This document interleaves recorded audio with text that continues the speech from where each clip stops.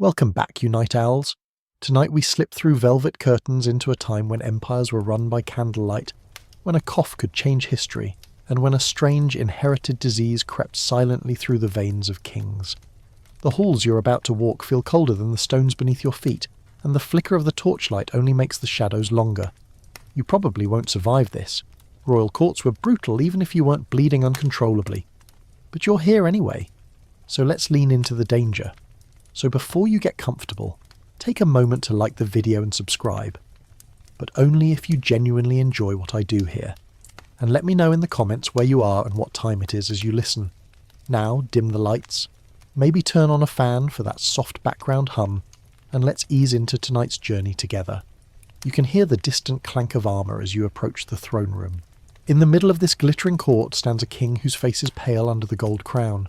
His lips move, but the words don't make sense, half prayer, half riddle, and you see courtiers glance sideways, wondering if they should laugh or weep. This is not just a bad day. This is the kind of day that makes scribes reach for new words to describe the unravelling of a monarch's mind. You stand near the tapestries, breathing in beeswax and sweat, trying not to cough as the smell of blood, faint but present, curls into your nose. You think about how much of history depends on the clarity or collapse of one person's mind. This was no ordinary palace scandal. Across centuries, the courts of Europe would watch their kings stagger into fits of fever, bleeding from the nose or falling into violent rages that frightened even their most loyal servants. In Spain, you might have seen poor Charles II, nicknamed the Bewitched, with his jaw jutting forward and his body so frail that ministers whispered he was cursed. In England, you'd hear the clatter of locked doors as attendants tried to keep George III from running into the gardens in his nightshirt, shouting at the moon. And in Russia, the whispers would follow the boy Alexei Romanov, whose every bruise might swell and bleed for days. This wasn't simply bad luck.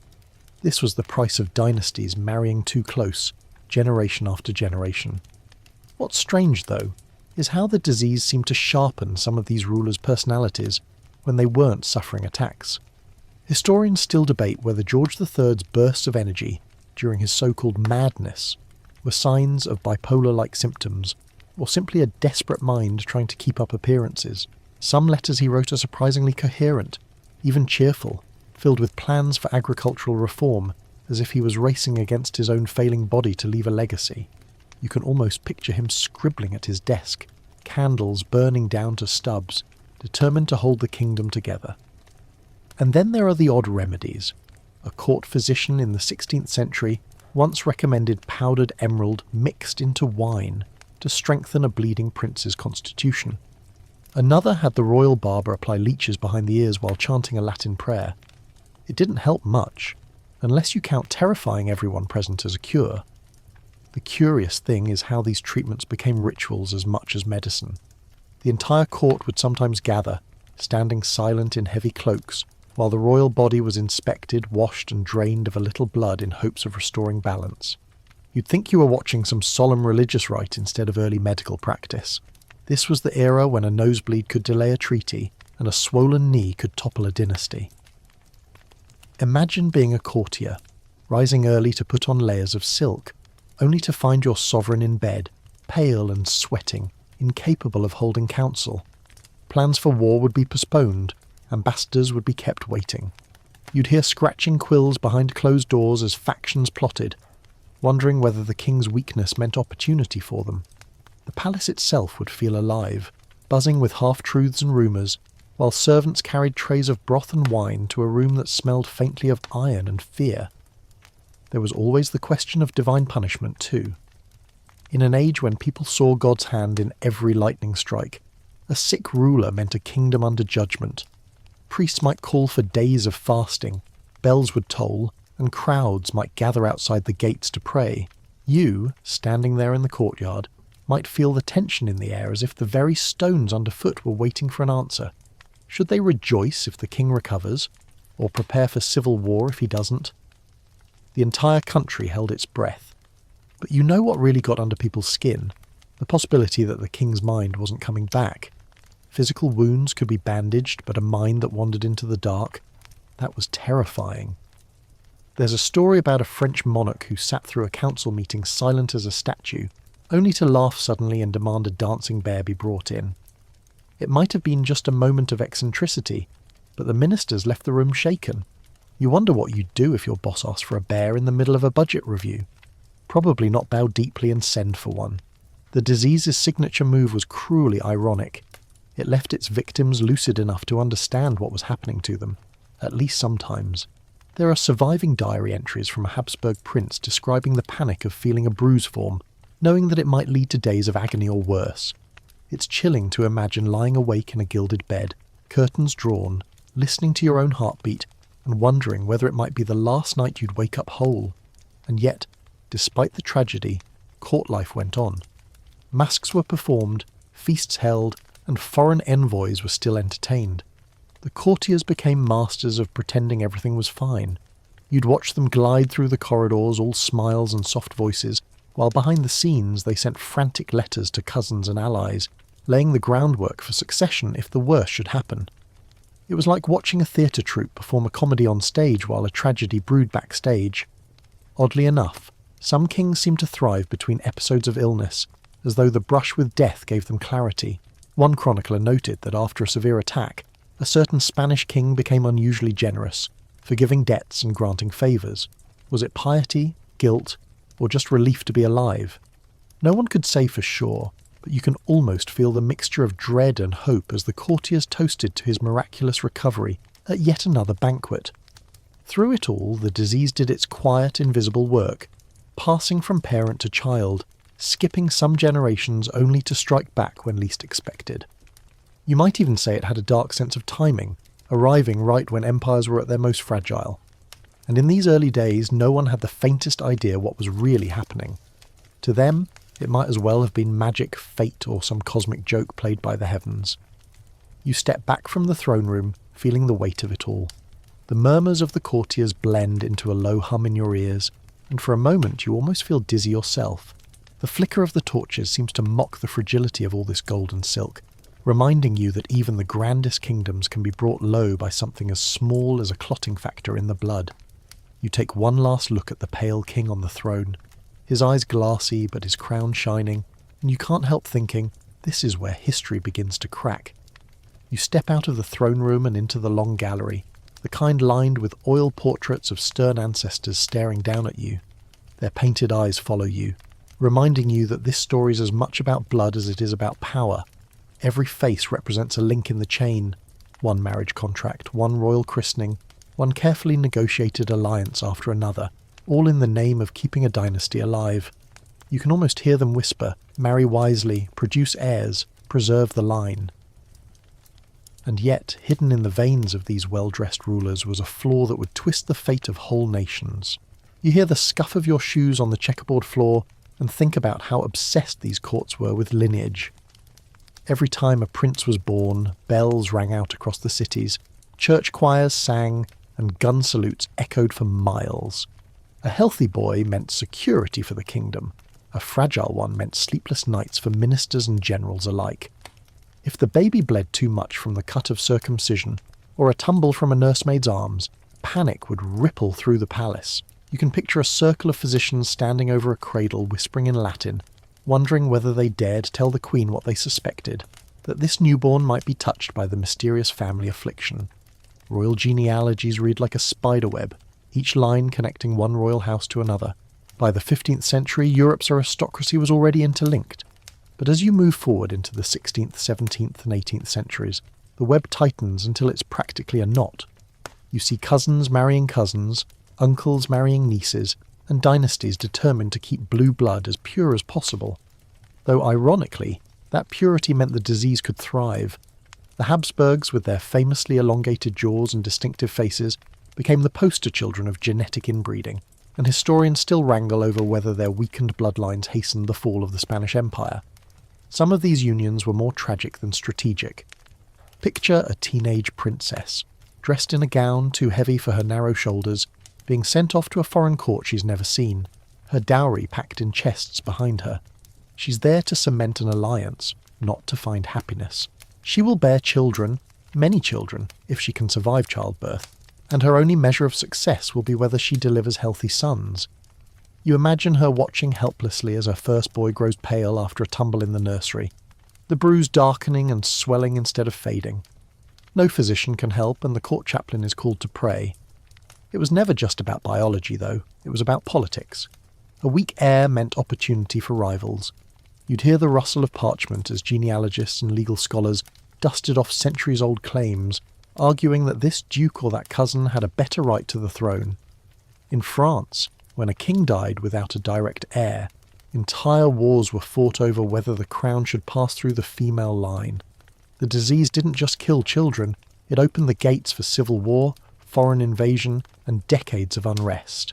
There's an almost eerie story about one royal nursery where attendants were instructed to report every bruise, scratch, and nosebleed immediately to the Queen. They kept a ledger. Imagine that, a ledger of royal injuries, meticulously noting which child bled longest, how often, and whether the bleeding stopped on its own. The entries read like a grim diary, and you can't help but shiver at the thought of flipping through those pages by candlelight. The ink faded, but the fear still palpable. Of course, not everyone agreed on what caused the problem. Some said it was a curse, a punishment for some ancestor's sin. Others blamed wet nurses, foreign cooks, or the alignment of the planets. Learned men debated whether the blood itself was thin, or whether the stars had made the royal house unlucky. To this day, scholars still quarrel over just how much the condition influenced succession crises, whether, for instance, the Wars of the Roses dragged on, as long as they did, partly because of fragile heirs dying too soon. It's a reminder that history isn't just about battles and treaties. Sometimes it's about who survived the chicken pox. And here's a curious little detail. In some courts, they had a tradition of displaying royal infants to the public soon after birth to prove that the child was healthy. You can imagine a nurse holding up a swaddled bundle on a palace balcony, the crowd cheering below, not realising that what really mattered wasn't how pink the baby looked today, but whether his blood would clot tomorrow. You might smirk at the theatre of it all, but you'd probably be among the cheering crowd too. After all, your own peace depended on that tiny creature staying alive. Every christening became a public event, heavy with symbolism. The godparents were carefully chosen to cement alliances, the font filled with water from some sacred spring, the baby anointed with holy oil. But behind the pomp and incense was a quiet fear that few dared name. The baptismal gown might already be hiding bandages, hastily applied that morning.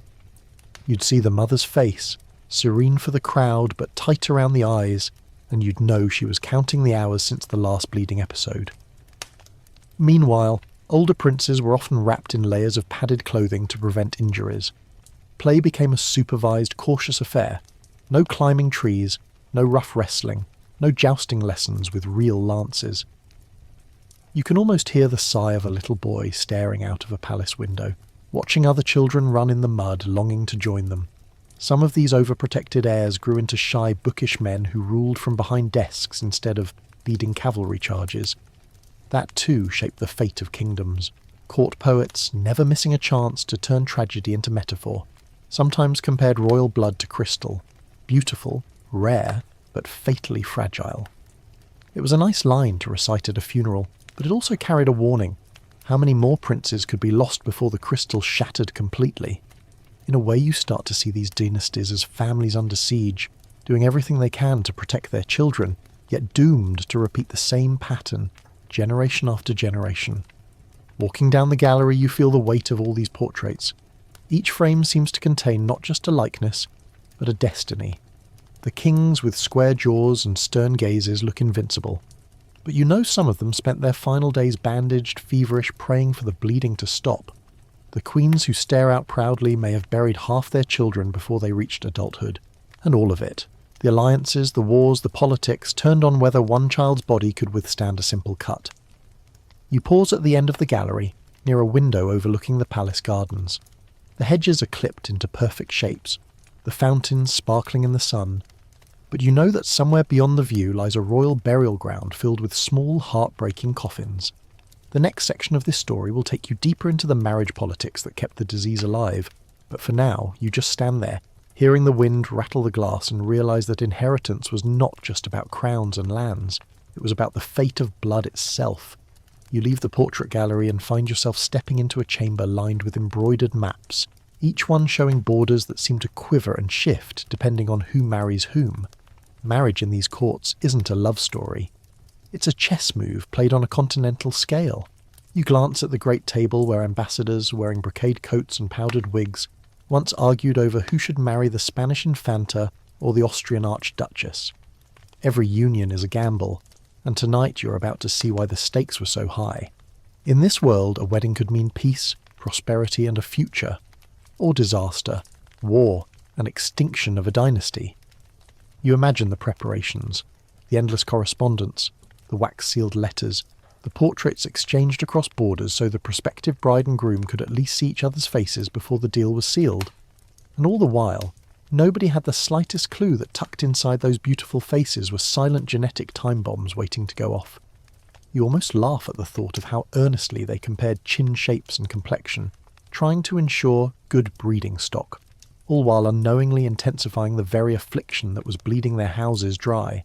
Picture a princess at 16, her hair braided and her gown stiff with embroidery, stepping onto a barge to sail downriver to meet her new husband in another land. The crowd cheers, the trumpets blare, and she waves with a hand that's probably shaking under her glove.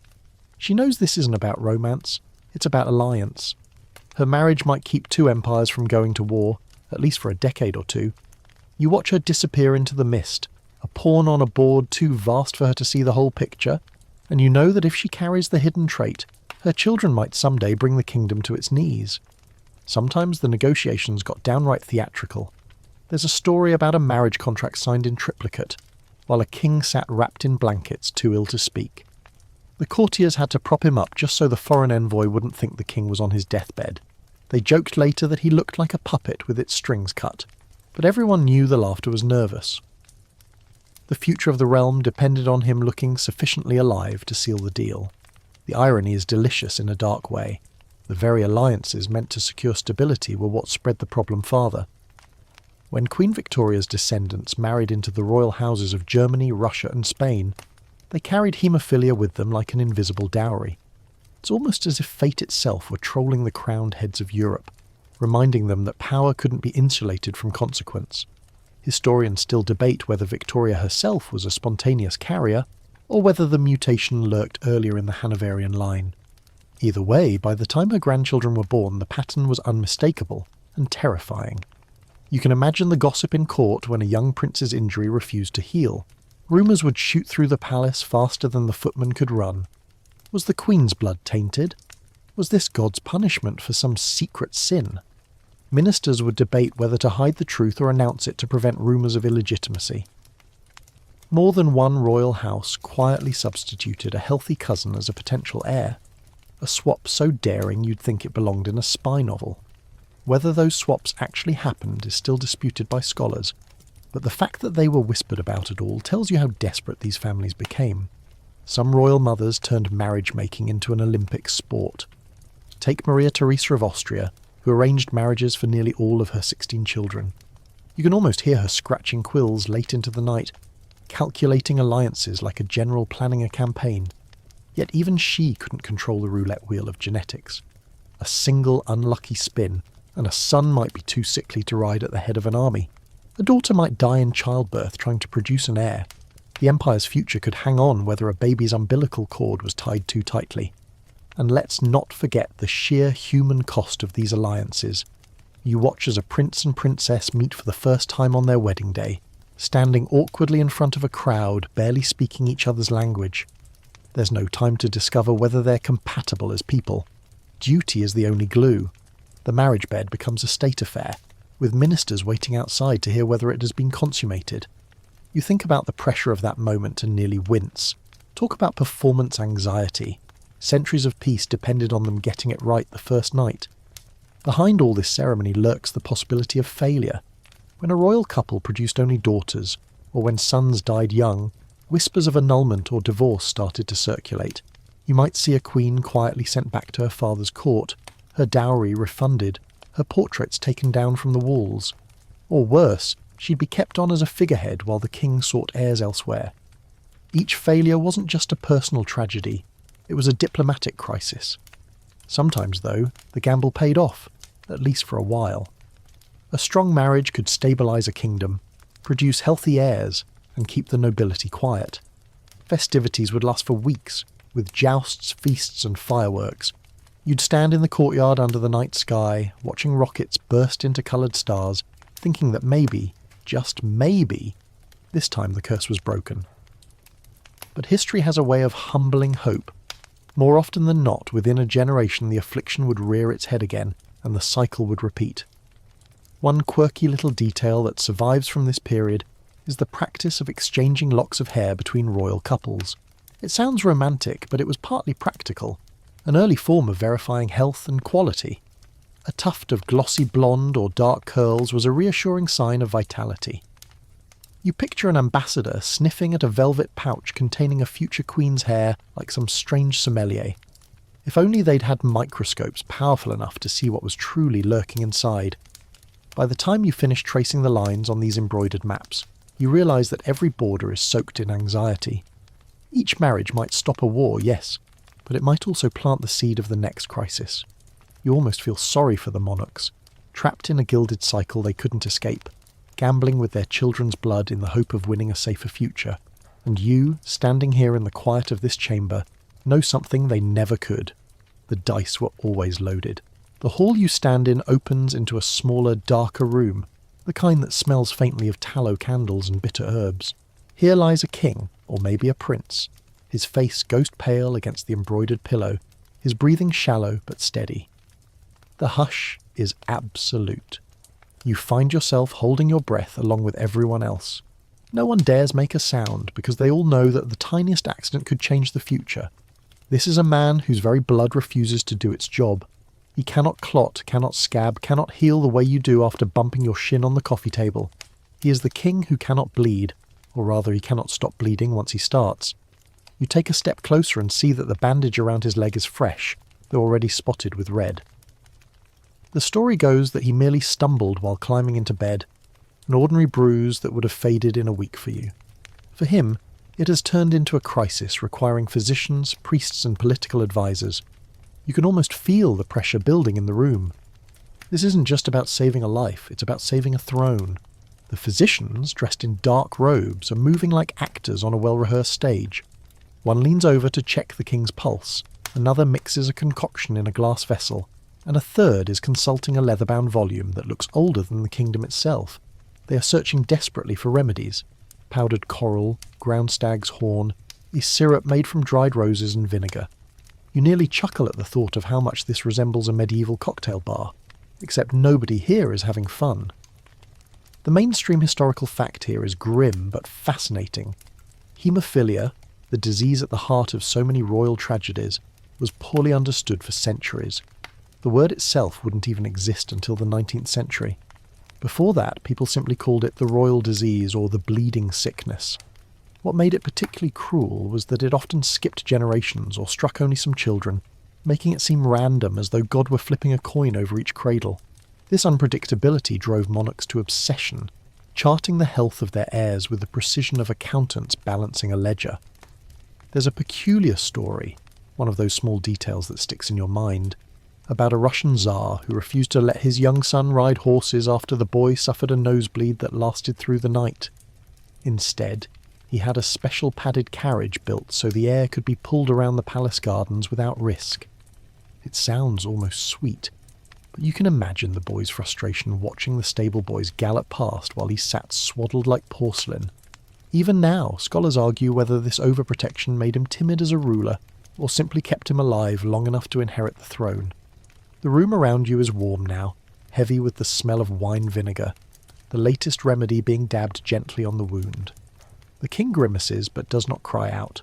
Someone whispers that the bleeding has slowed, and you can feel the collective exhale. Courtiers exchange glances. There will be no announcement of the king's death tonight, no panicked dispatches to allies or enemies. The dynasty holds, at least until the next fall, the next cut, the next accident.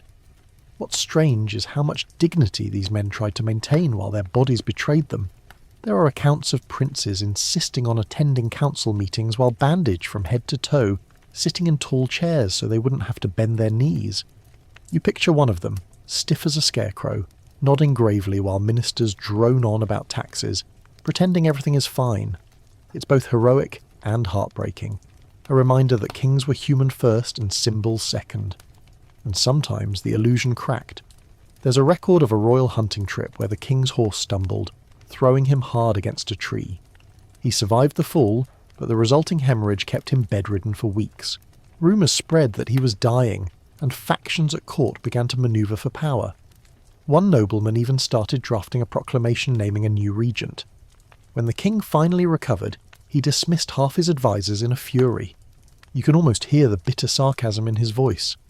Good to know you all had succession plans ready while I was still breathing. If you linger by the bedside long enough, you see the toll this life takes on everyone around him. The queen, dressed in black silk despite the hour, stands near the window with her rosary in hand. Her lips move silently. She knows that one bad accident could leave her a widow and plunge the realm into chaos.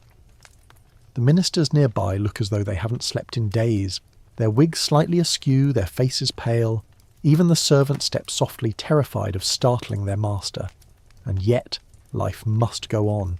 You imagine the council chamber being prepared for the morning meeting, the scribes sharpening quills, the cooks readying breakfast. The kingdom cannot wait forever. Whether the king is strong enough to attend or not, decisions have to be made. Taxes collected, armies supplied, treaties signed. This is where the disease exerts its quiet, devastating power. It isn't just about one man's pain, it's about slowing the entire machinery of government. One of the stranger treatments attempted over the years involved plunging patients into ice-cold baths, the theory being that the shock would constrict the blood vessels and stop the flow. You wince just imagining it. The chronicles say that sometimes it worked, but more often it simply left the patient shivering and exhausted. Another remedy was to bind the limbs tightly with strips of linen soaked in wine, a practice that must have smelled more like a tavern than a sick room. If you squint, you can almost picture the scene as a surreal mashup of medical drama and royal pageantry, gilded bedposts, anxious courtiers, and a patient swaddled like a mummy. The psychological weight of living this way must have been crushing. Every doorframe was a threat, every toy a hazard. Single stumble could mean weeks of agony. You imagine growing up with that constant awareness, hearing your parents' sharp intake of breath every time you ran too fast. Some heirs rebelled, deliberately climbing trees or joining hunts to prove they weren't fragile. Others grew cautious, overly formal, even aloof, traits that shaped their reputations as rulers. And somewhere deep down, all of them must have wondered how long they had before their blood betrayed them. By the time you step back from the bed, the king's breathing has evened out and the danger has passed for now. But you know this won't be the last time you'll stand in a room like this, waiting for fate to roll its dice. The image of the bandage, spotted red against white linen, will stay with you as you leave the chamber and make your way back into the drafty corridor. The court is quiet tonight, but you can almost feel the kingdom holding its breath, waiting for the next drop of blood. The corridor outside the king's sick room is bustling by dawn. You hear the rustle of skirts, the clatter of boots, and the soft hiss of whispered conversations. The king is resting, but the business of ruling a kingdom cannot pause.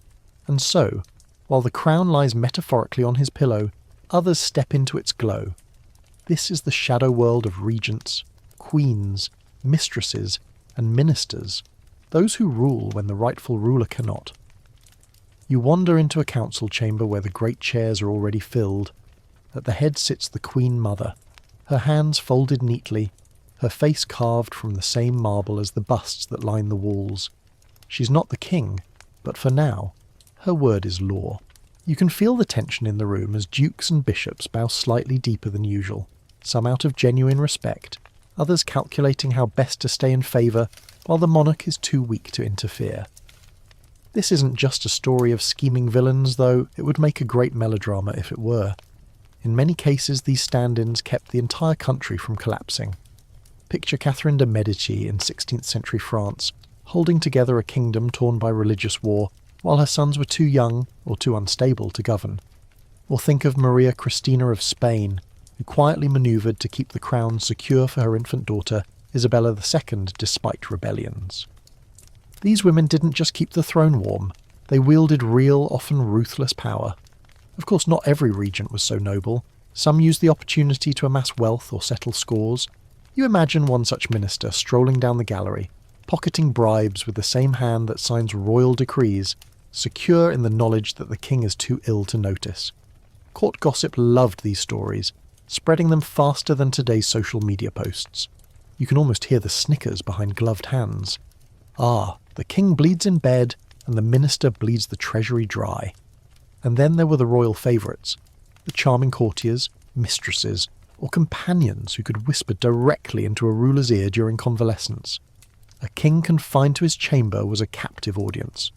More than one ambitious advisor used those quiet hours to shape policy, securing titles for allies and punishing enemies. Historians still argue whether some of these decisions were the king's own will or the manipulations of those who shared his bedside. It's a debate that will probably never be fully settled, and that mystery only makes the story juicier. You might think the common people were oblivious to all this intrigue, but they weren't. Pamphleteers spread scandalous tales, woodcuts mocked the ruling elite, and ballads were sung in taverns suggesting that queens were the true power in the land. One particularly biting song from the German courts joked that the king was so often bedridden, he should pay rent to his own mattress. You'd probably hum along if you heard it. It's catchy and a little mean, which is exactly how satire works best. Sometimes the power shift was open, almost ceremonial. You picture a regency council forming, swearing oaths to act in the king's name until he recovered or came of age. Other times it was quiet, subtle. Documents simply appeared with someone else's signature. Decisions made in small private meetings. You'd have to be very attentive standing in the corner with a tray of wine goblets to notice that the real authority had changed hands. This transfer of power could lead to wild swings in policy. 1 month the kingdom might be preparing for war. The next, the regent calls it off and arranges a marriage treaty instead. Foreign ambassadors must have felt like they were living on a seesaw, writing frantic dispatches back to their courts to explain the latest reversal. Imagine being one of those poor messengers galloping through the night, only to find upon arrival that everything had changed again. And then there's the personal drama. You hear the scuffle of a courtier being turned away from the king's chamber. His enemies have found a way to cut off his access. One day you're the trusted companion, holding the monarch's hand during a fever, and the next you're banished to your country estate because the Queen Mother has taken charge. The emotional whiplash must have been exhausting. One curious detail comes from the court of Frederick William I of Prussia, who was known for sudden rages. When illness laid him low, his ministers actually preferred governing without him.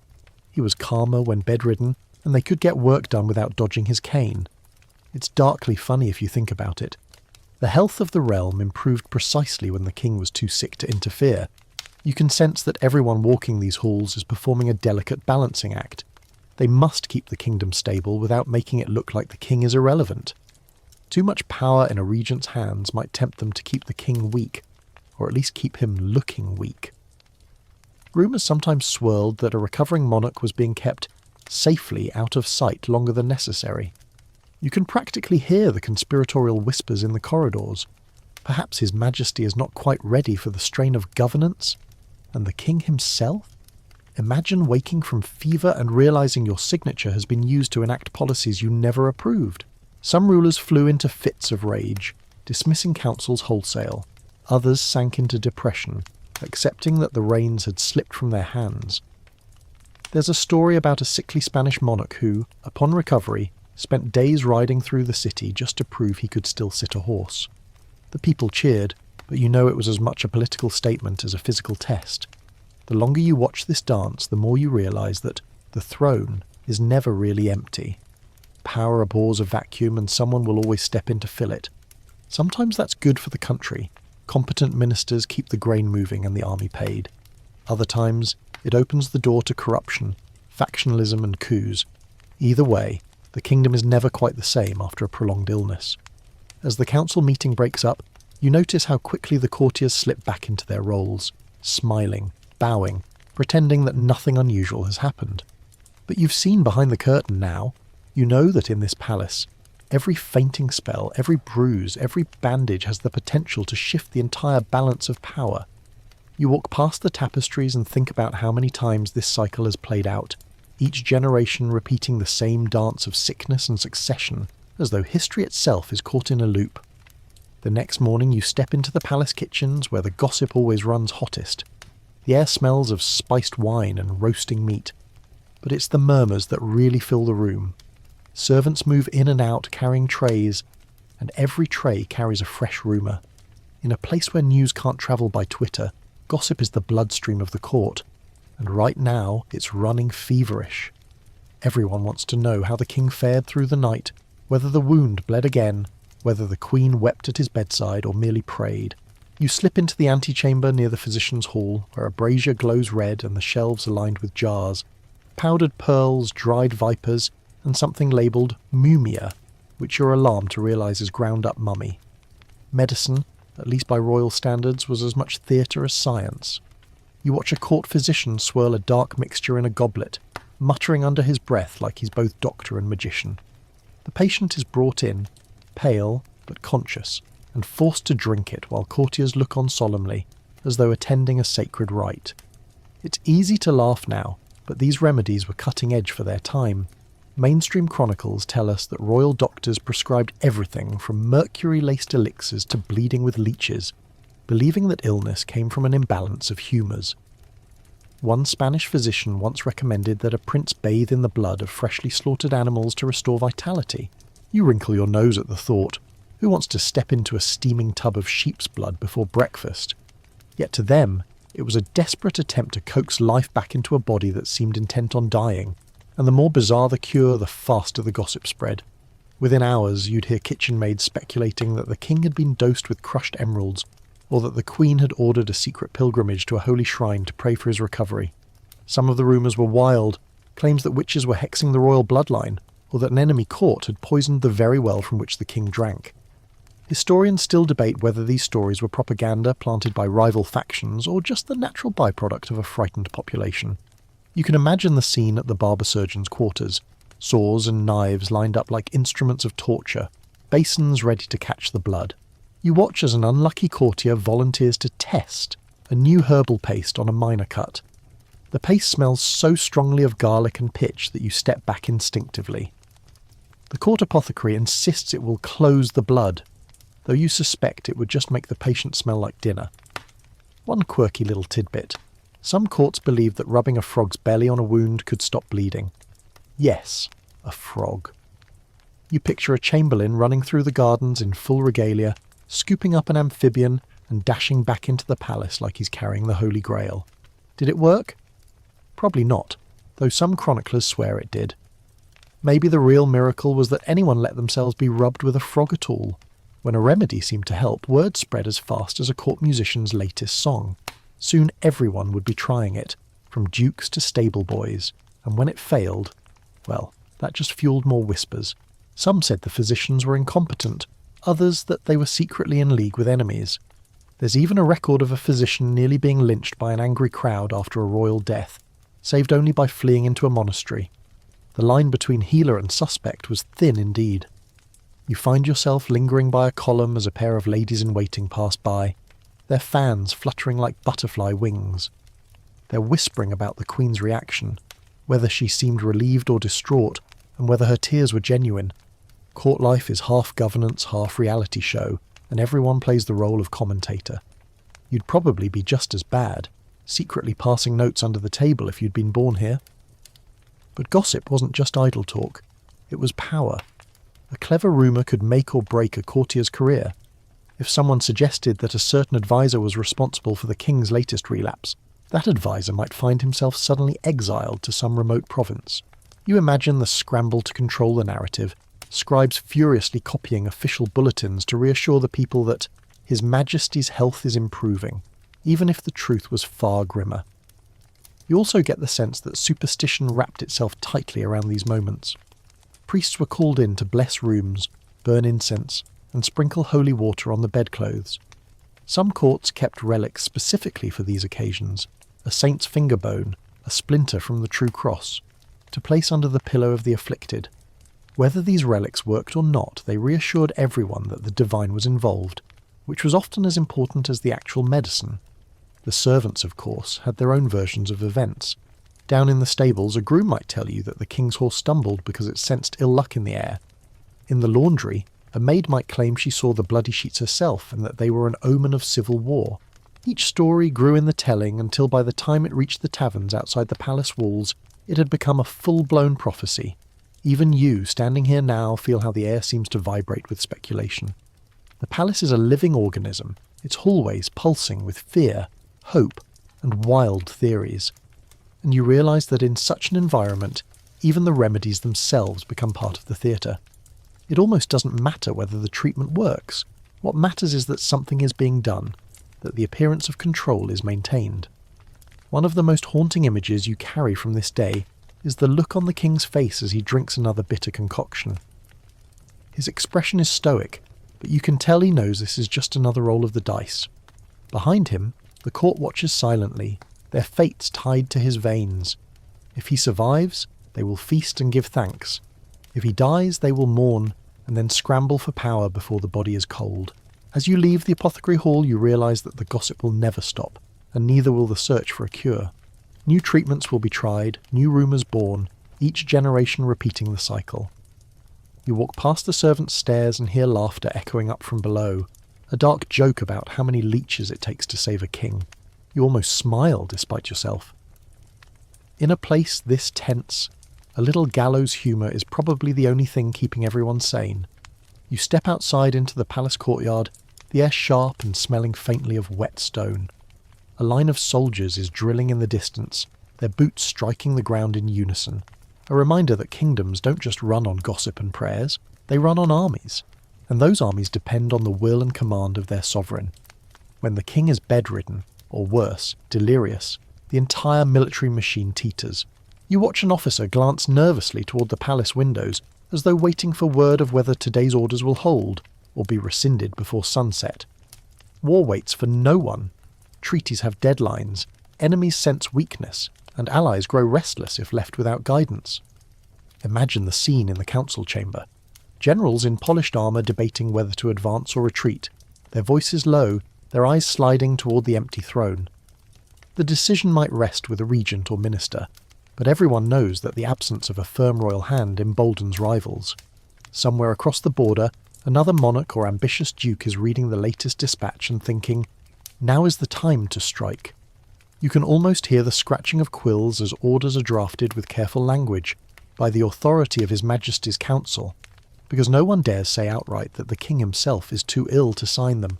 Mainstream accounts tell us that entire campaigns stalled because a ruler's signature couldn't be obtained. In one case, a French military offensive had to be delayed for weeks, because the king was too weak to hold a pen. By the time he recovered, the season had turned and the opportunity was lost. You can picture the general fuming under his plumed hat, forced to sit idle while the enemy fortified their positions. And yet, the empire must project strength. That's why, even when a king was at death's door, processions were staged to reassure the public. A favourite trick was to place the sovereign in a carriage, propped up with cushions, and parade him through the capital. The crowd would cheer, none the wiser that the man before them could barely sit upright. One quirky anecdote tells of a monarch being so carefully staged for such a procession that attendants stuffed his boots with straw to keep them from flopping. Historians still puzzle over whether these displays reassured the populace or simply fooled them into complacency. Behind the scenes, though, you'd find chaos. Generals would argue over who had authority to issue orders, ministers would bicker over budgets, and foreign ambassadors would circle like vultures, sending reports home about the precarious state of the court. In some cases, opportunistic nobles raised their own troops, claiming they were protecting the realm when they were really carving out power for themselves.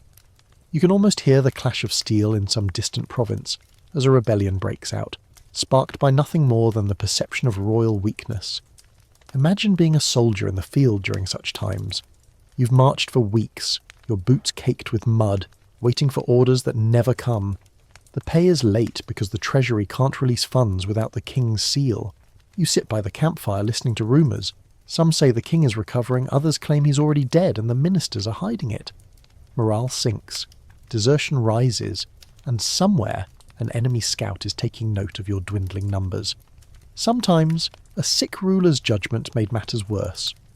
One chronicler describes a king in the grip of fever, insisting that an assault begin immediately, despite his general's protests. The attack was a disaster. costing thousands of lives. Scholars still debate whether this was sheer stubbornness or the delirium talking, but the result was the same. A major setback that reshaped the map of the war. You can practically feel the despair in the officers' tent that night, as they look at the casualty lists and know they must still bow and say, "Yes, Your Majesty." In the cities, the tension was palpable. Merchants worried about supply lines, peasants fretted over taxes, and clergy preached that the kingdom's suffering was a test from God. You walk through a marketplace and hear the nervous chatter. If the king dies, will there be a foreign invasion? Will the crown pass peacefully to the heir, or will factions tear the land apart? Every rumour feels like a spark, and you know it wouldn't take much for a riot to ignite. The tightrope gets thinner when succession is in question. If the heir is a child, or worse, already showing signs of the same affliction, everyone knows the future is fragile. Treaties may unravel overnight.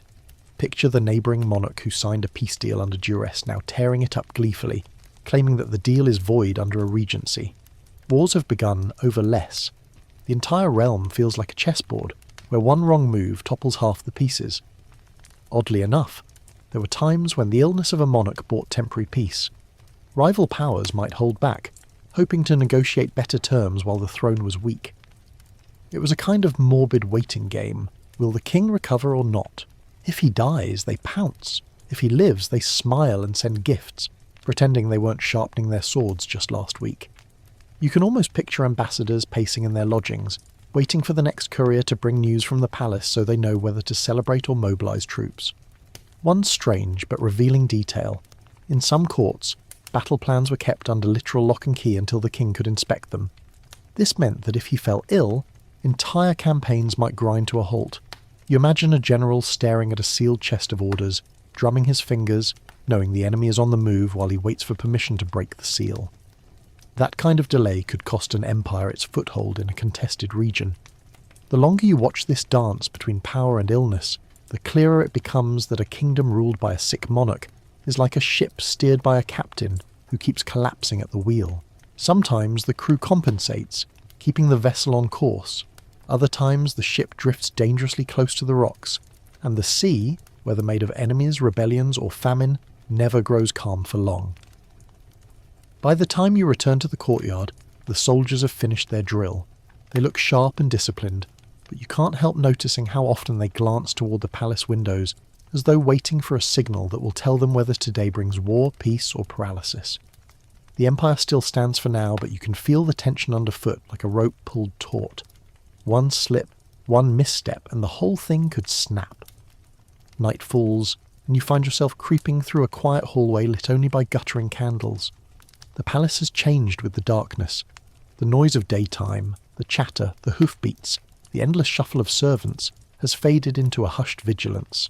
Somewhere behind a heavy door lies the king's bedchamber, and tonight the stakes are as high as they have ever been.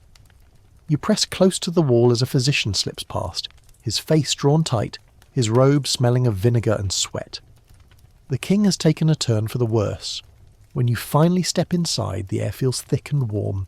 The great bed is draped with velvet curtains, but they're pulled back so everyone can see what's happening. The king lies propped on pillows, his skin pale as milk, his breathing ragged. Courtiers stand in a semicircle, speaking in hushed tones.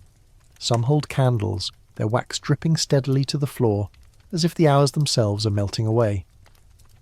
The queen sits near the bed, her rosary twined around her fingers.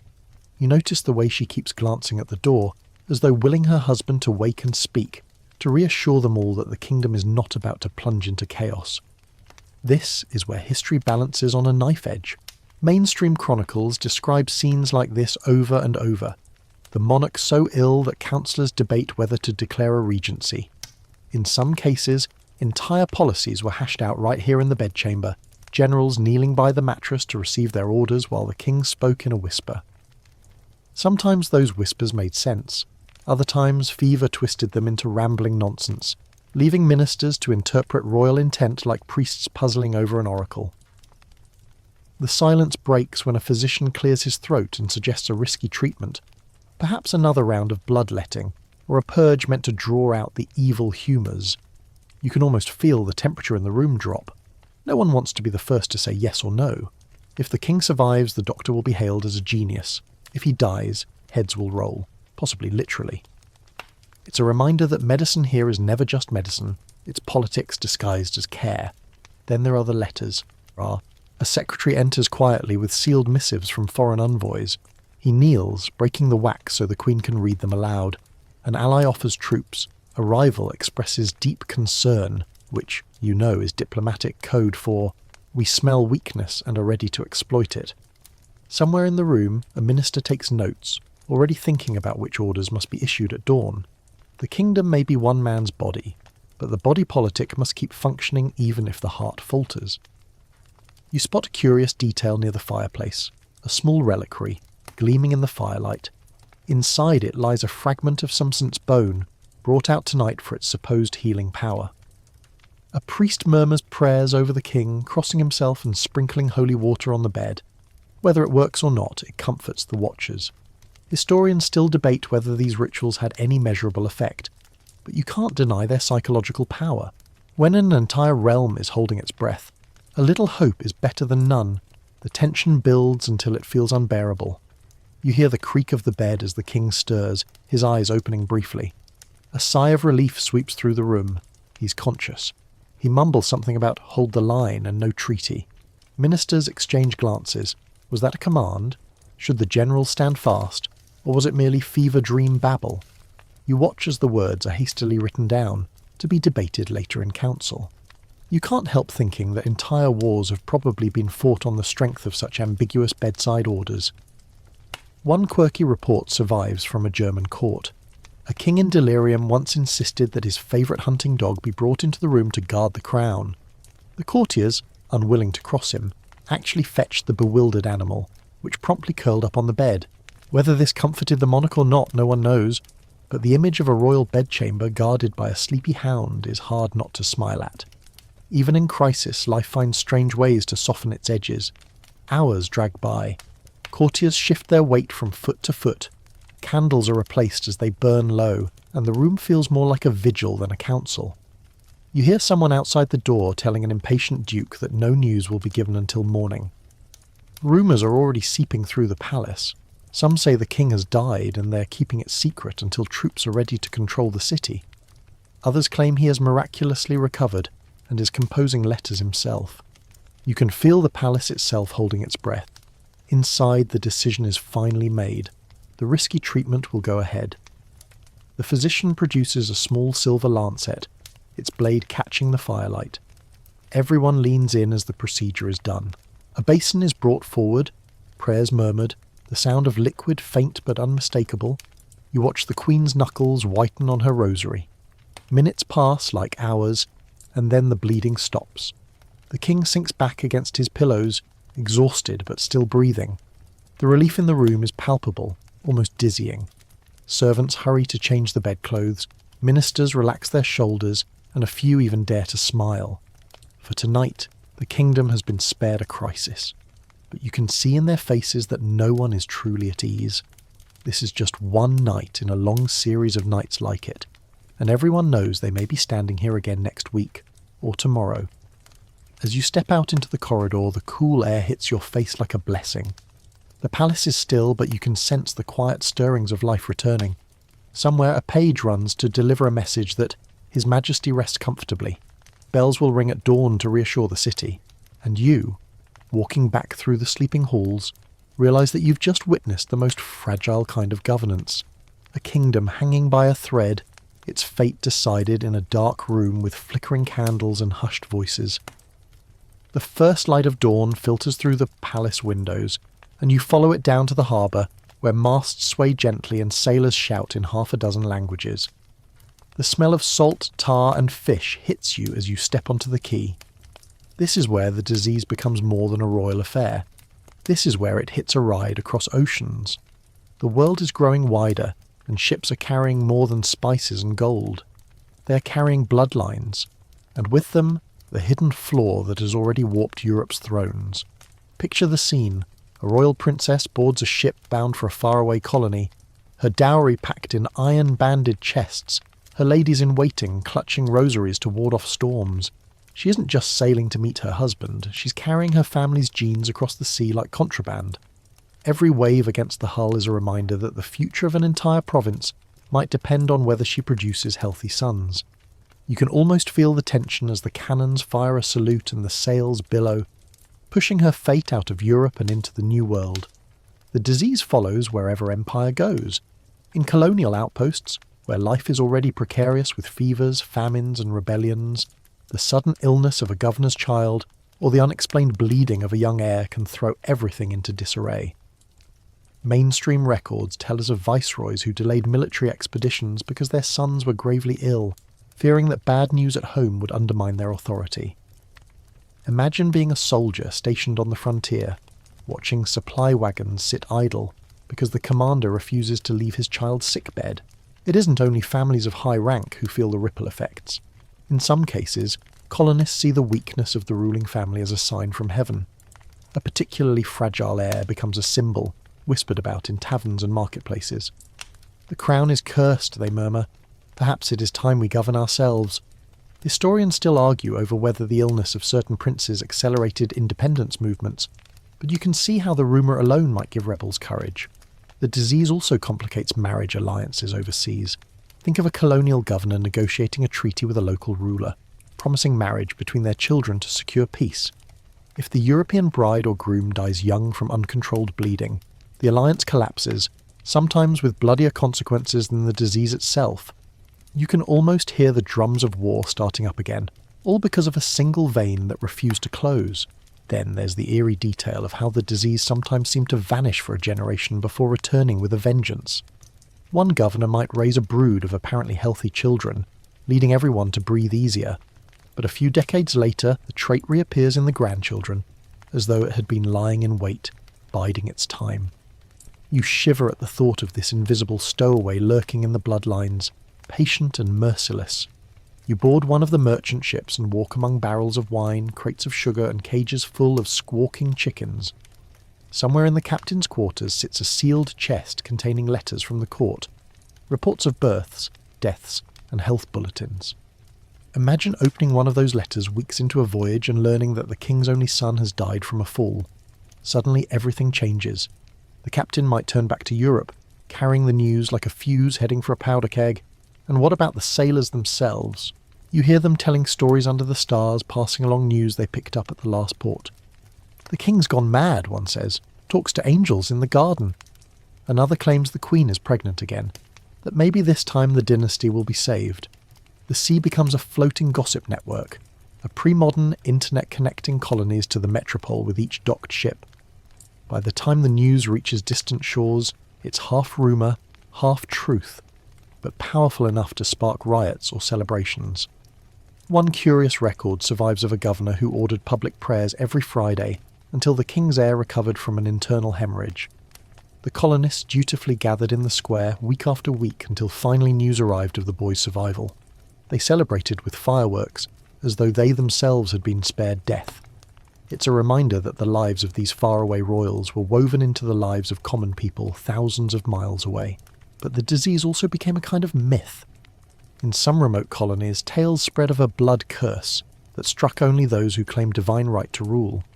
Local shamans and priests incorporated it into their own prophecies, saying that it was proof foreign kings could be brought low.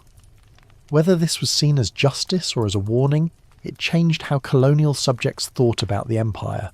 You can almost hear the whispered prayers that the curse would finish the work rebellion could not. The economic consequences are just as real. When a monarch falls ill, trade routes are disrupted, tariffs suspended or doubled, and investors grow skittish.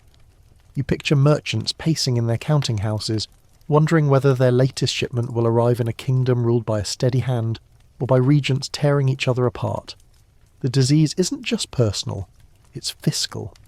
And yet, the empire expands. Despite the fragility at its heart, new colonies are claimed, new forts built, new treaties signed. It's as if the rulers believe they can outrun their own blood. You stand at the prow of a ship as it sails towards some distant horizon, and wonder whether this expansion is an act of confidence or desperation, a way to distract the world from the fact that the royal house itself might not last another generation. One oddly comforting detail is that sailors sometimes brought back new remedies from overseas, herbal mixtures from Asia, poultices from the Americas, charms from Africa, each promising to heal the blood. Whether they worked or not, they gave hope. Some even made their way into court practice, joining the strange catalogue of cures tried over the centuries. Imagine a European king sipping a decoction made from bark carried halfway across the world, his physicians debating whether this savage medicine might succeed where leeches had failed. By the time you step back onto the dock, you feel the whole globe spinning with the weight of this illness. It is no longer just a royal problem. It is a problem of trade, diplomacy, rebellion, and faith. The disease has crossed oceans, burrowed into new bloodlines, and reshaped history far from the candlelit bedchambers where it began. And as you walk back toward the palace, you can sense that this story is only getting wider, the web more tangled, the stakes higher with every passing tide. The palace is quieter now, but the hush feels different, less like reverence, more like dread. You walk into a long corridor hung with tapestries showing saints slaying dragons, and you realise that the people of this age didn't just fear illness, they searched for someone to blame. When a king bled too long from a hunting wound, or when a prince turned feverish after a fall, the whispers started. Not just whispers of bad luck or divine punishment, but of spells, curses and witchcraft. You can almost hear the first murmurs among the kitchen staff. It's not natural, this bleeding. Then the rumour spreads upward. By the time it reaches the Queen's chamber, it has transformed into a full-blown accusation that someone at court is secretly working with dark forces. Mainstream chronicles record that every major royal illness was accompanied by at least some suggestion of sorcery. In Spain, during the Habsburg era, an entire network of supposed witches was once rounded up because the king suffered seizures and nosebleeds in the same week. Whether those unfortunate women had anything to do with it is another story. You step into a chapel where a priest is saying mass for the king's recovery, his voice echoing off the stone walls. The courtiers kneel dutifully, but you can sense their unease.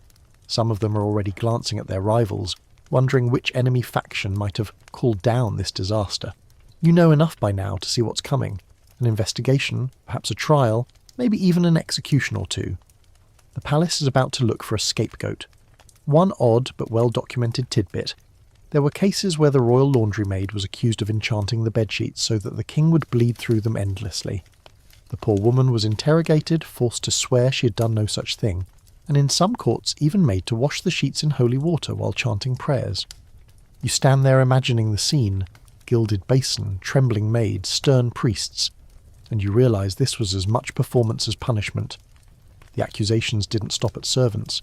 Sometimes entire factions were blamed. If the king's enemies gained power while he was ill, rumours would circulate that they had bewitched him to keep him weak. Historians still argue whether some of these witch trials were genuine religious panics, or thinly veiled political purges. It's not hard to picture a minister using the king's illness as an excuse to rid himself of a rival. "See," he would say, pointing to the prisoner in chains, "this man's ambition has cursed our sovereign." You follow the guards down to the palace dungeon, where a suspected sorcerer is being held. The cell smells of damp straw and fear. The prisoner swears he is innocent, that he has never so much as brewed a love potion. But the inquisitors are convinced they will find evidence. Wax figurines stuck with pins, scraps of parchment with strange sigils, a vial of poison that might turn out to be nothing more sinister than rosewater. You can almost feel the terror radiating from the man. After all, the outcome of such trials was rarely in doubt. Outside the palace, the common folk whisper their own versions of the story.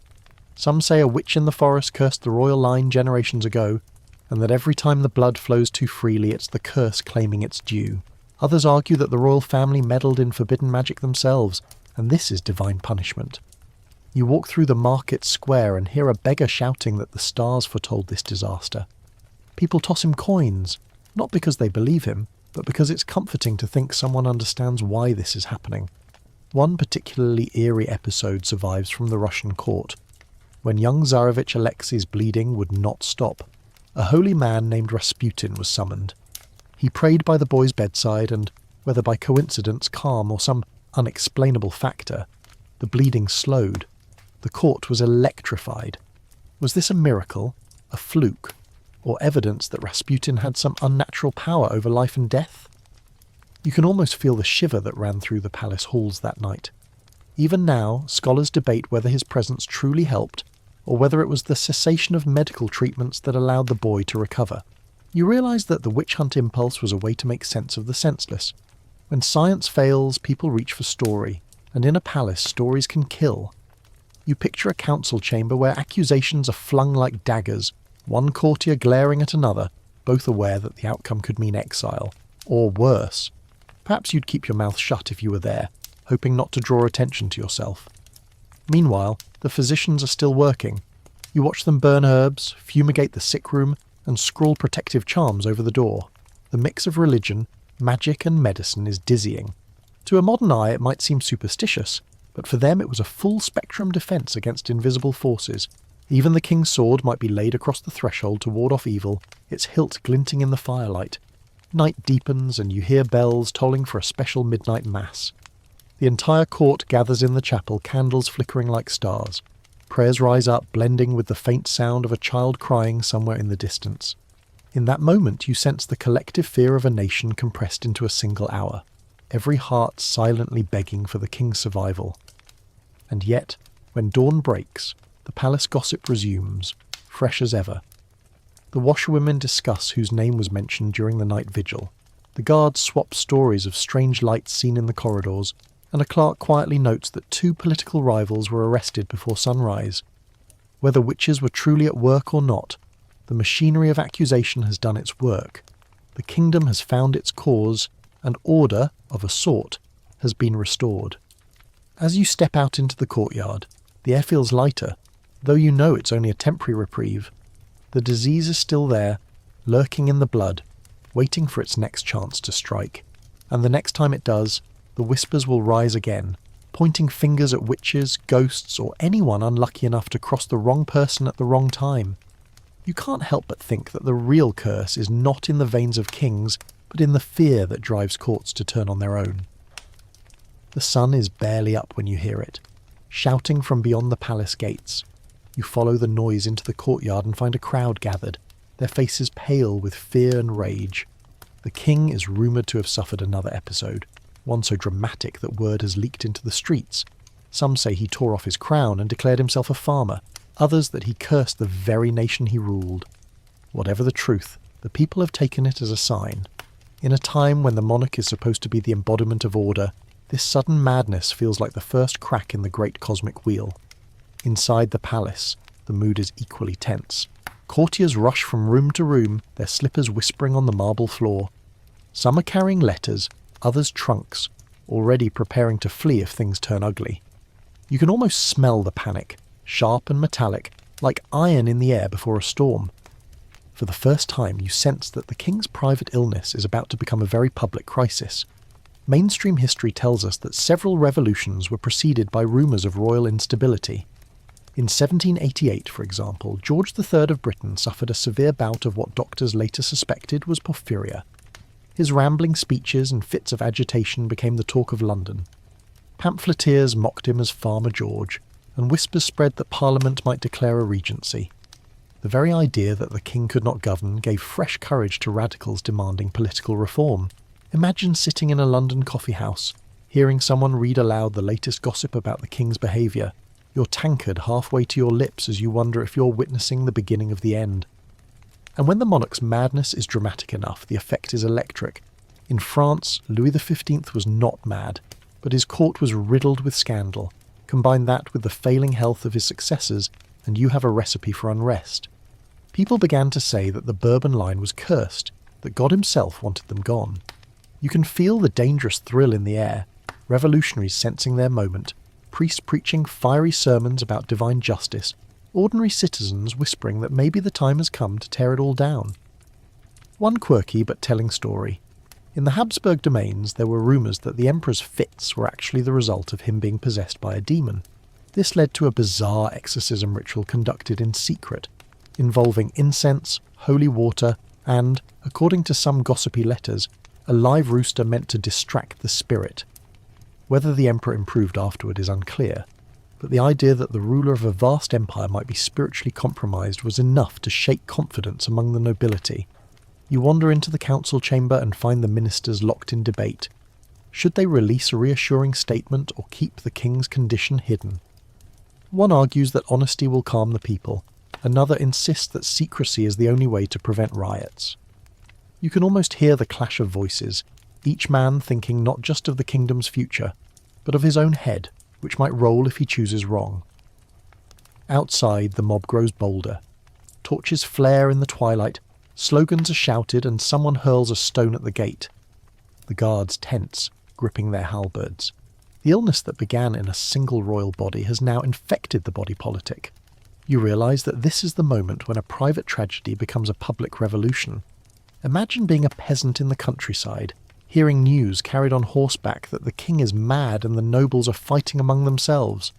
Suddenly, the impossible seems possible.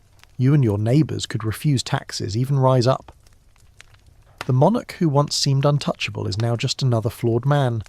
Historians still debate whether it was hunger, taxation, or royal instability that truly sparked revolutions, but you can see how a king's illness might serve as the perfect rallying cry. You push through the palace and find yourself in the grand hall, where portraits of ancestors stare down disapprovingly. Tonight those portraits seem almost accusatory, as though they know their line might end here. A herald reads aloud a proclamation declaring that the king is resting comfortably, and that the government continues to function. No one quite believes it. In the corner, a courtier mutters that the king tried to crown the fireplace poker as his heir. Is it true? Who knows? But the story will spread faster than any official decree. There is a strange mixture of fear and exhilaration in the air. For some, the king's madness is terrifying, proof that the world has been knocked off its axis. For others, it's liberating, an excuse to throw off the old order. You can almost feel the first stones being pried from the foundation of the monarchy. Somewhere a pamphlet is being printed, its pages mocking the lunatic king and urging the people to seize their destiny. Night deepens, and the palace windows glow with candlelight as ministers work frantically to contain the situation. Perhaps the king's condition improves slightly, just enough for him to appear briefly on a balcony, reassuring the crowd with a few halting words. The people cheer, but the spell has been broken. They have seen weakness, and once seen, it cannot be unseen. A particularly chilling detail survives from revolutionary Paris.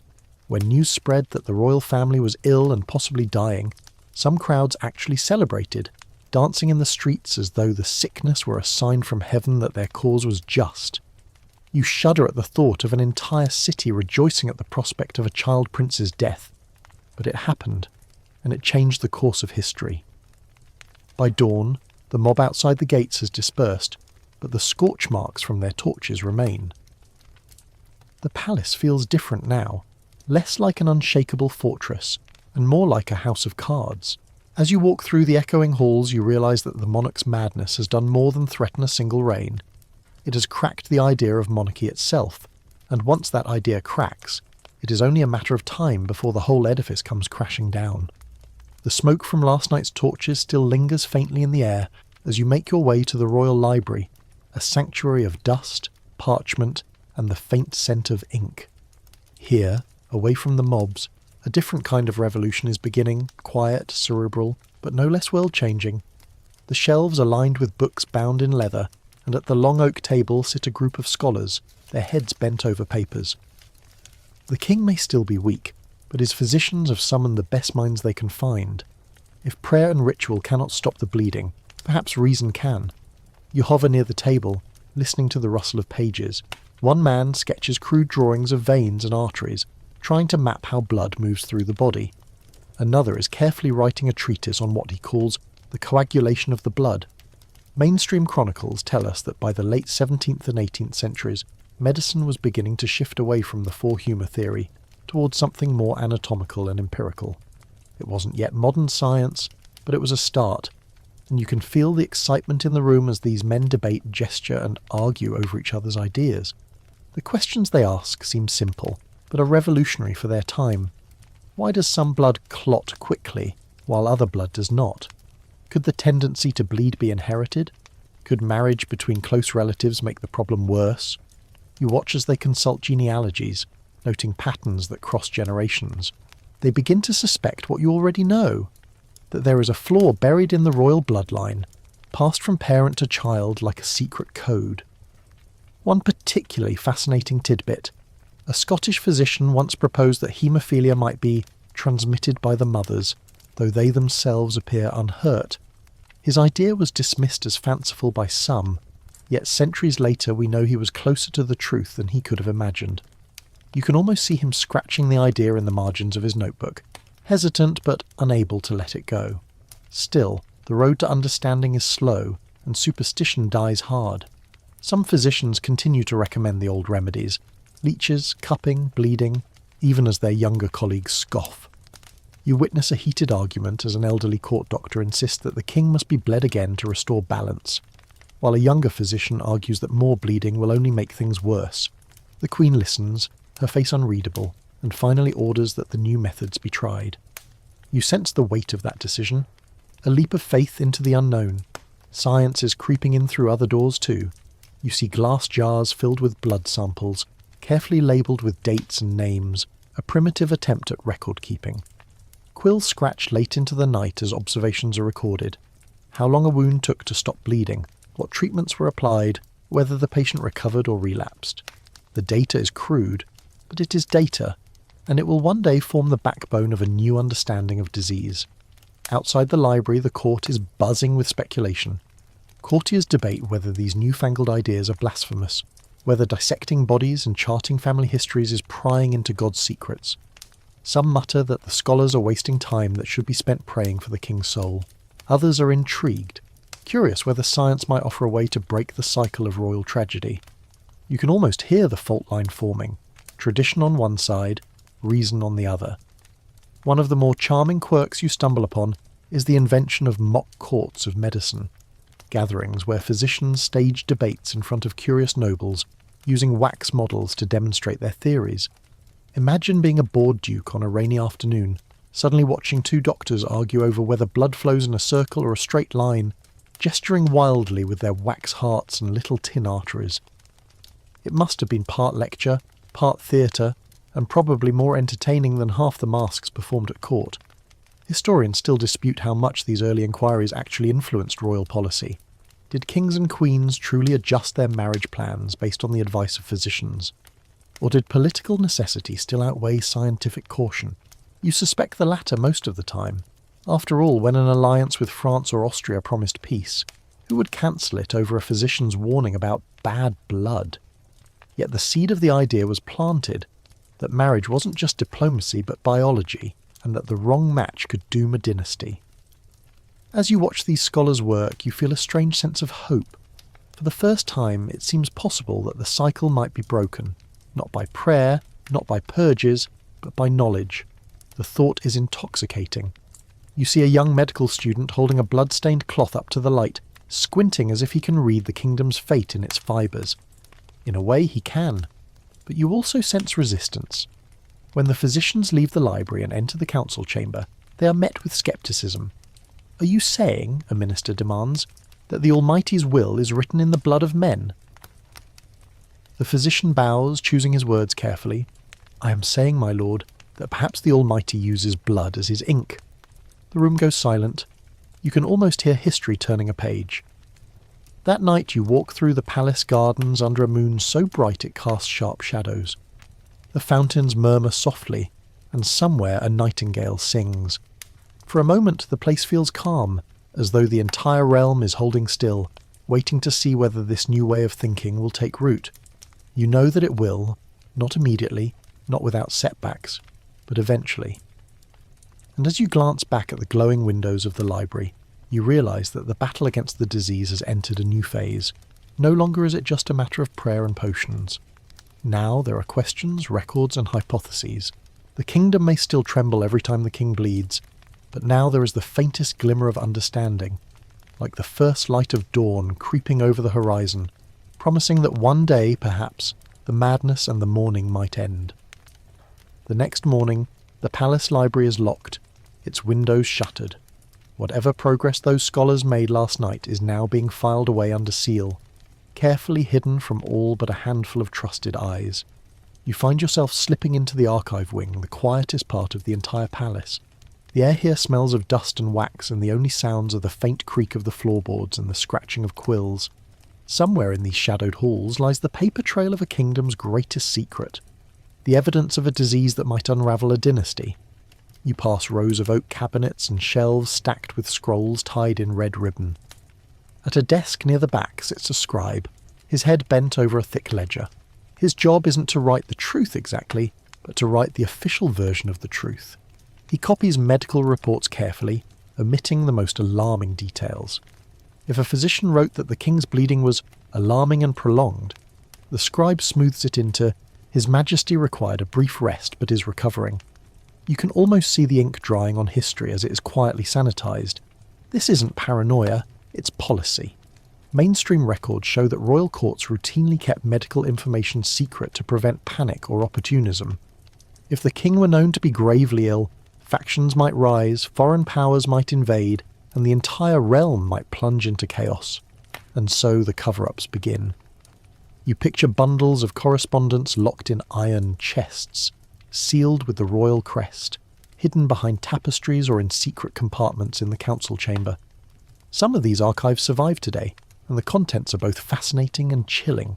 There are letters from physicians begging to be allowed to try experimental treatments, diary entries from queens confessing their dread that their children might inherit the curse, and even notes from ministers debating whether to alter the official record of a prince's death to make it seem less humiliating.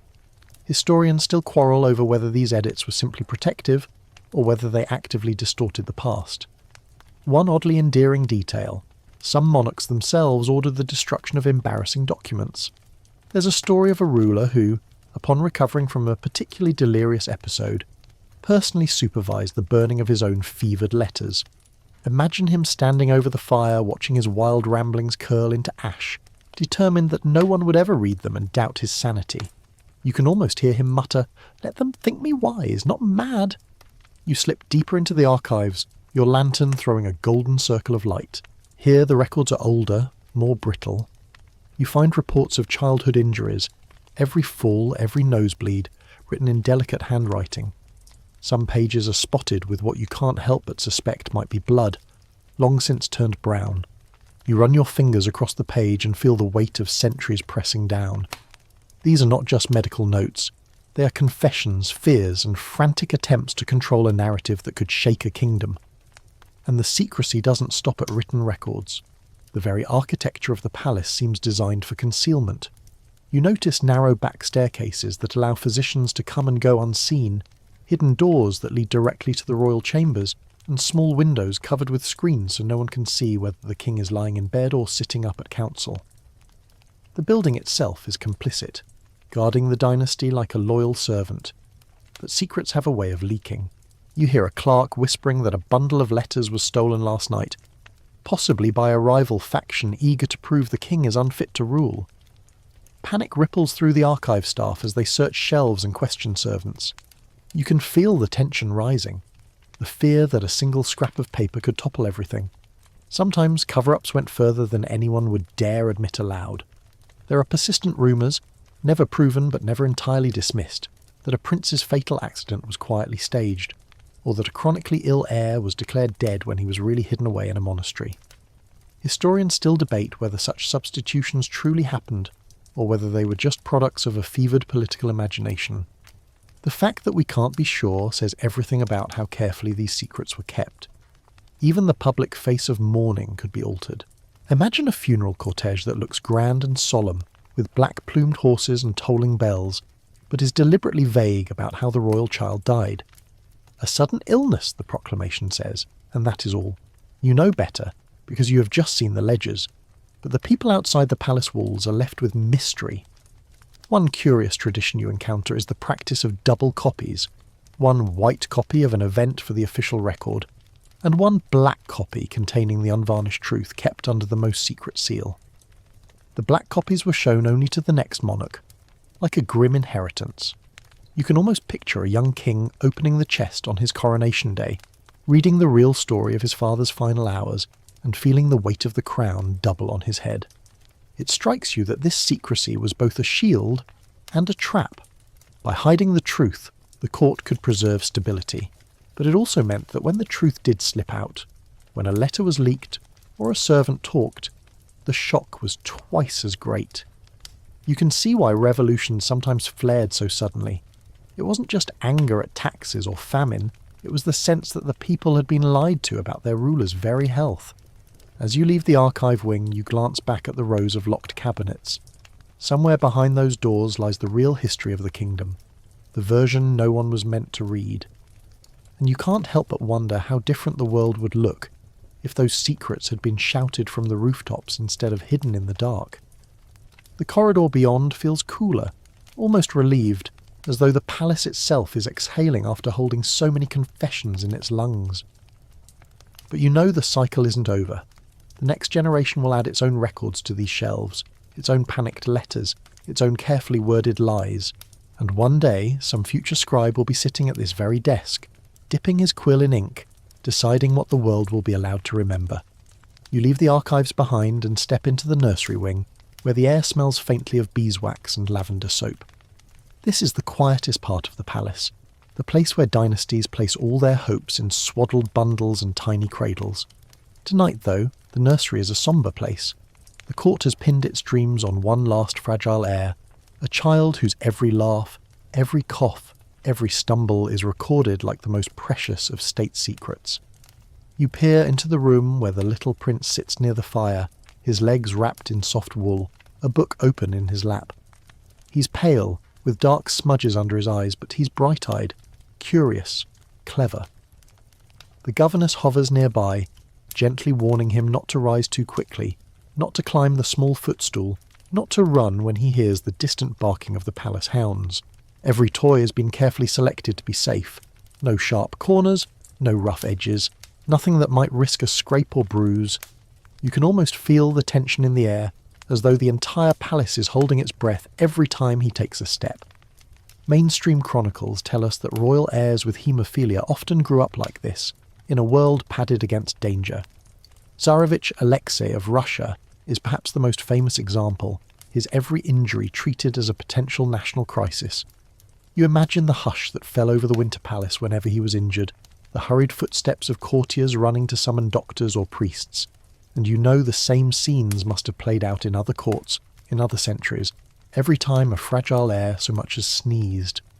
You watch as the boy is taught to sit very still while a physician checks his arms for bruises. His small hands grip the edge of the chair, his face solemn. You wonder what it must feel like to grow up knowing you are both the most protected and the most endangered person in the realm. A child like this doesn't just carry the family name, he carries the weight of an entire empire on his narrow shoulders. There's a strange tenderness in the way everyone treats him. Even the rough palace guards soften their voices when he passes. Ministers bow a little lower, ladies curtsy more slowly, as if they fear startling him. It is as though the whole court has become a cocoon around this one small life. And yet, the cocoon is fragile, and you can sense how quickly it might tear. Then one day it happens. The boy is playing quietly, perhaps with a carved wooden horse, when he trips and falls against the edge of a chest. At first it seems like nothing, a small bump, a little cry, but soon the bruise swells dark and hot.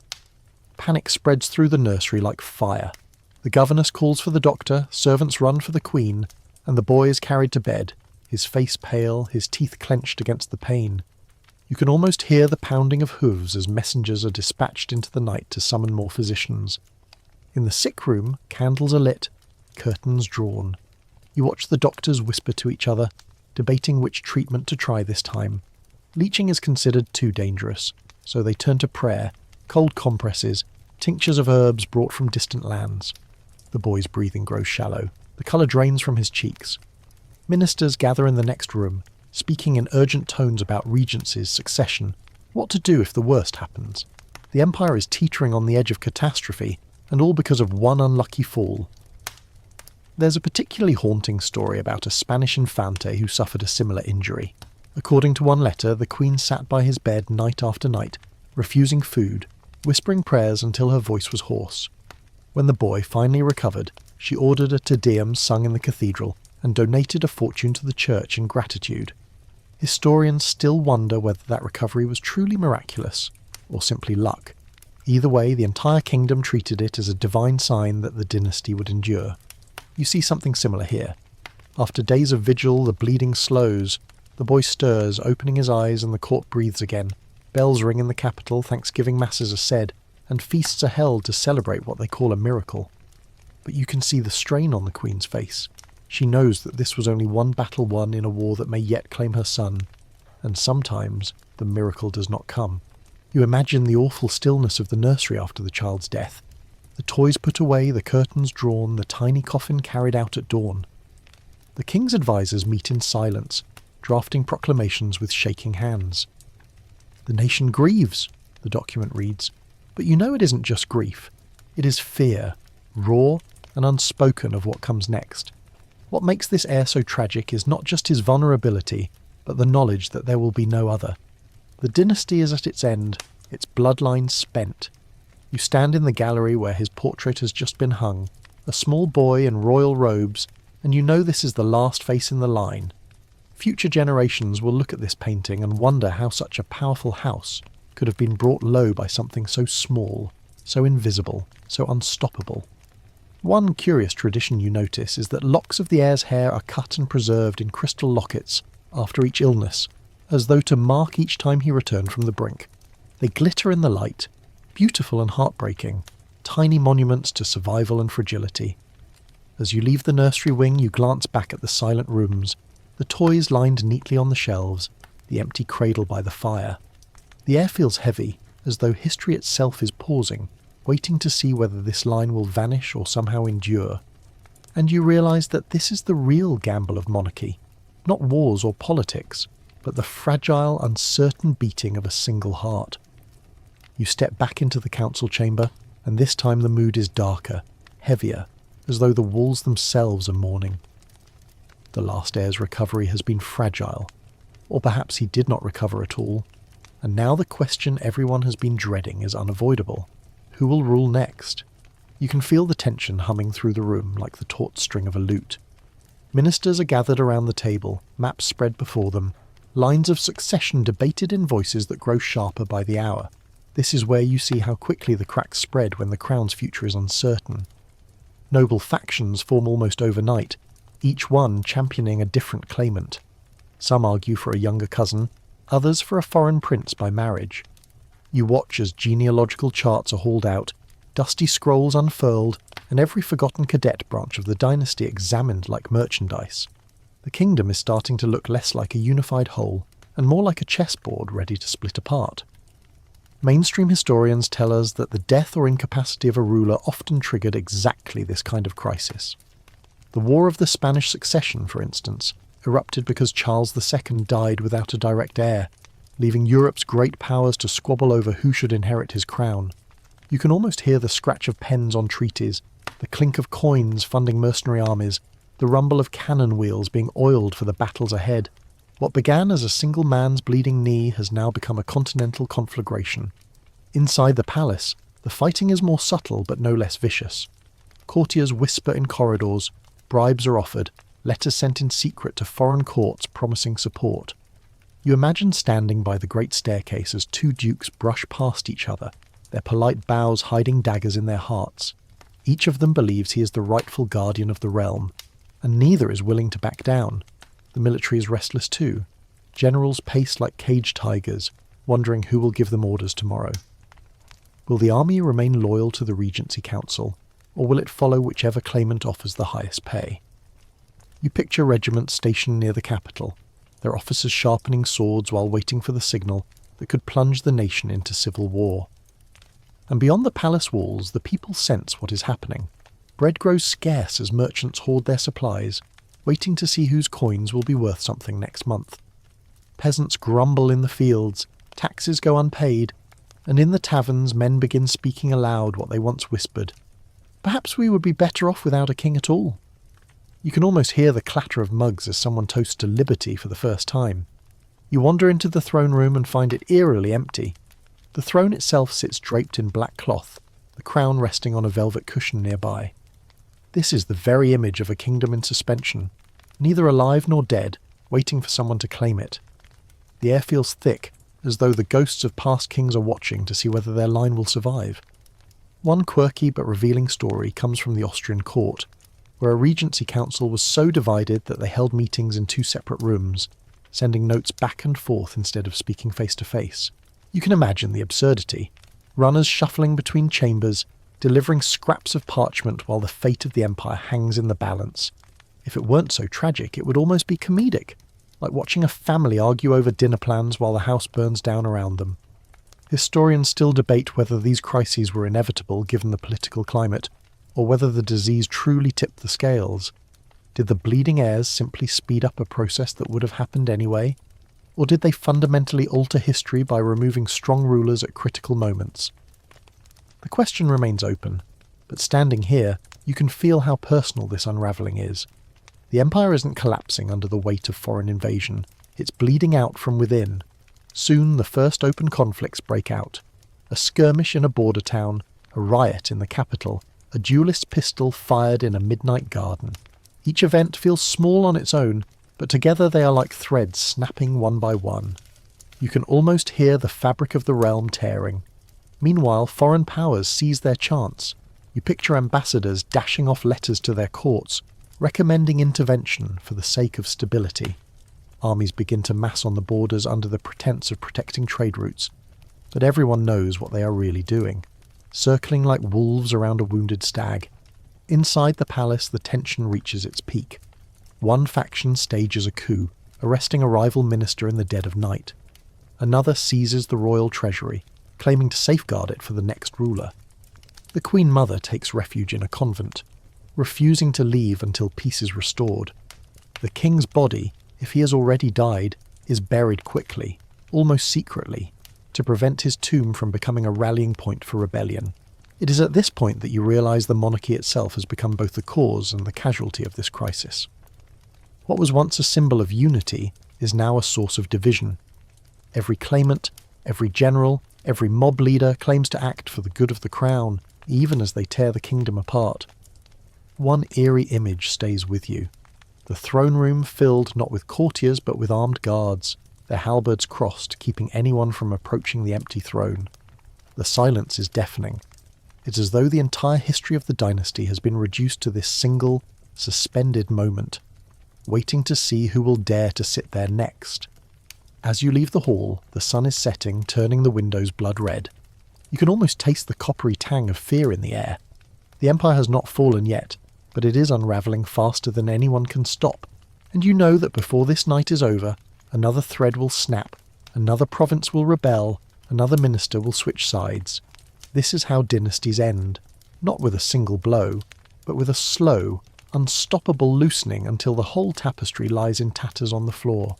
The storm of civil war fades into memory as decades pass, and the palace grows quieter again. When you step back through its gates, the world has changed.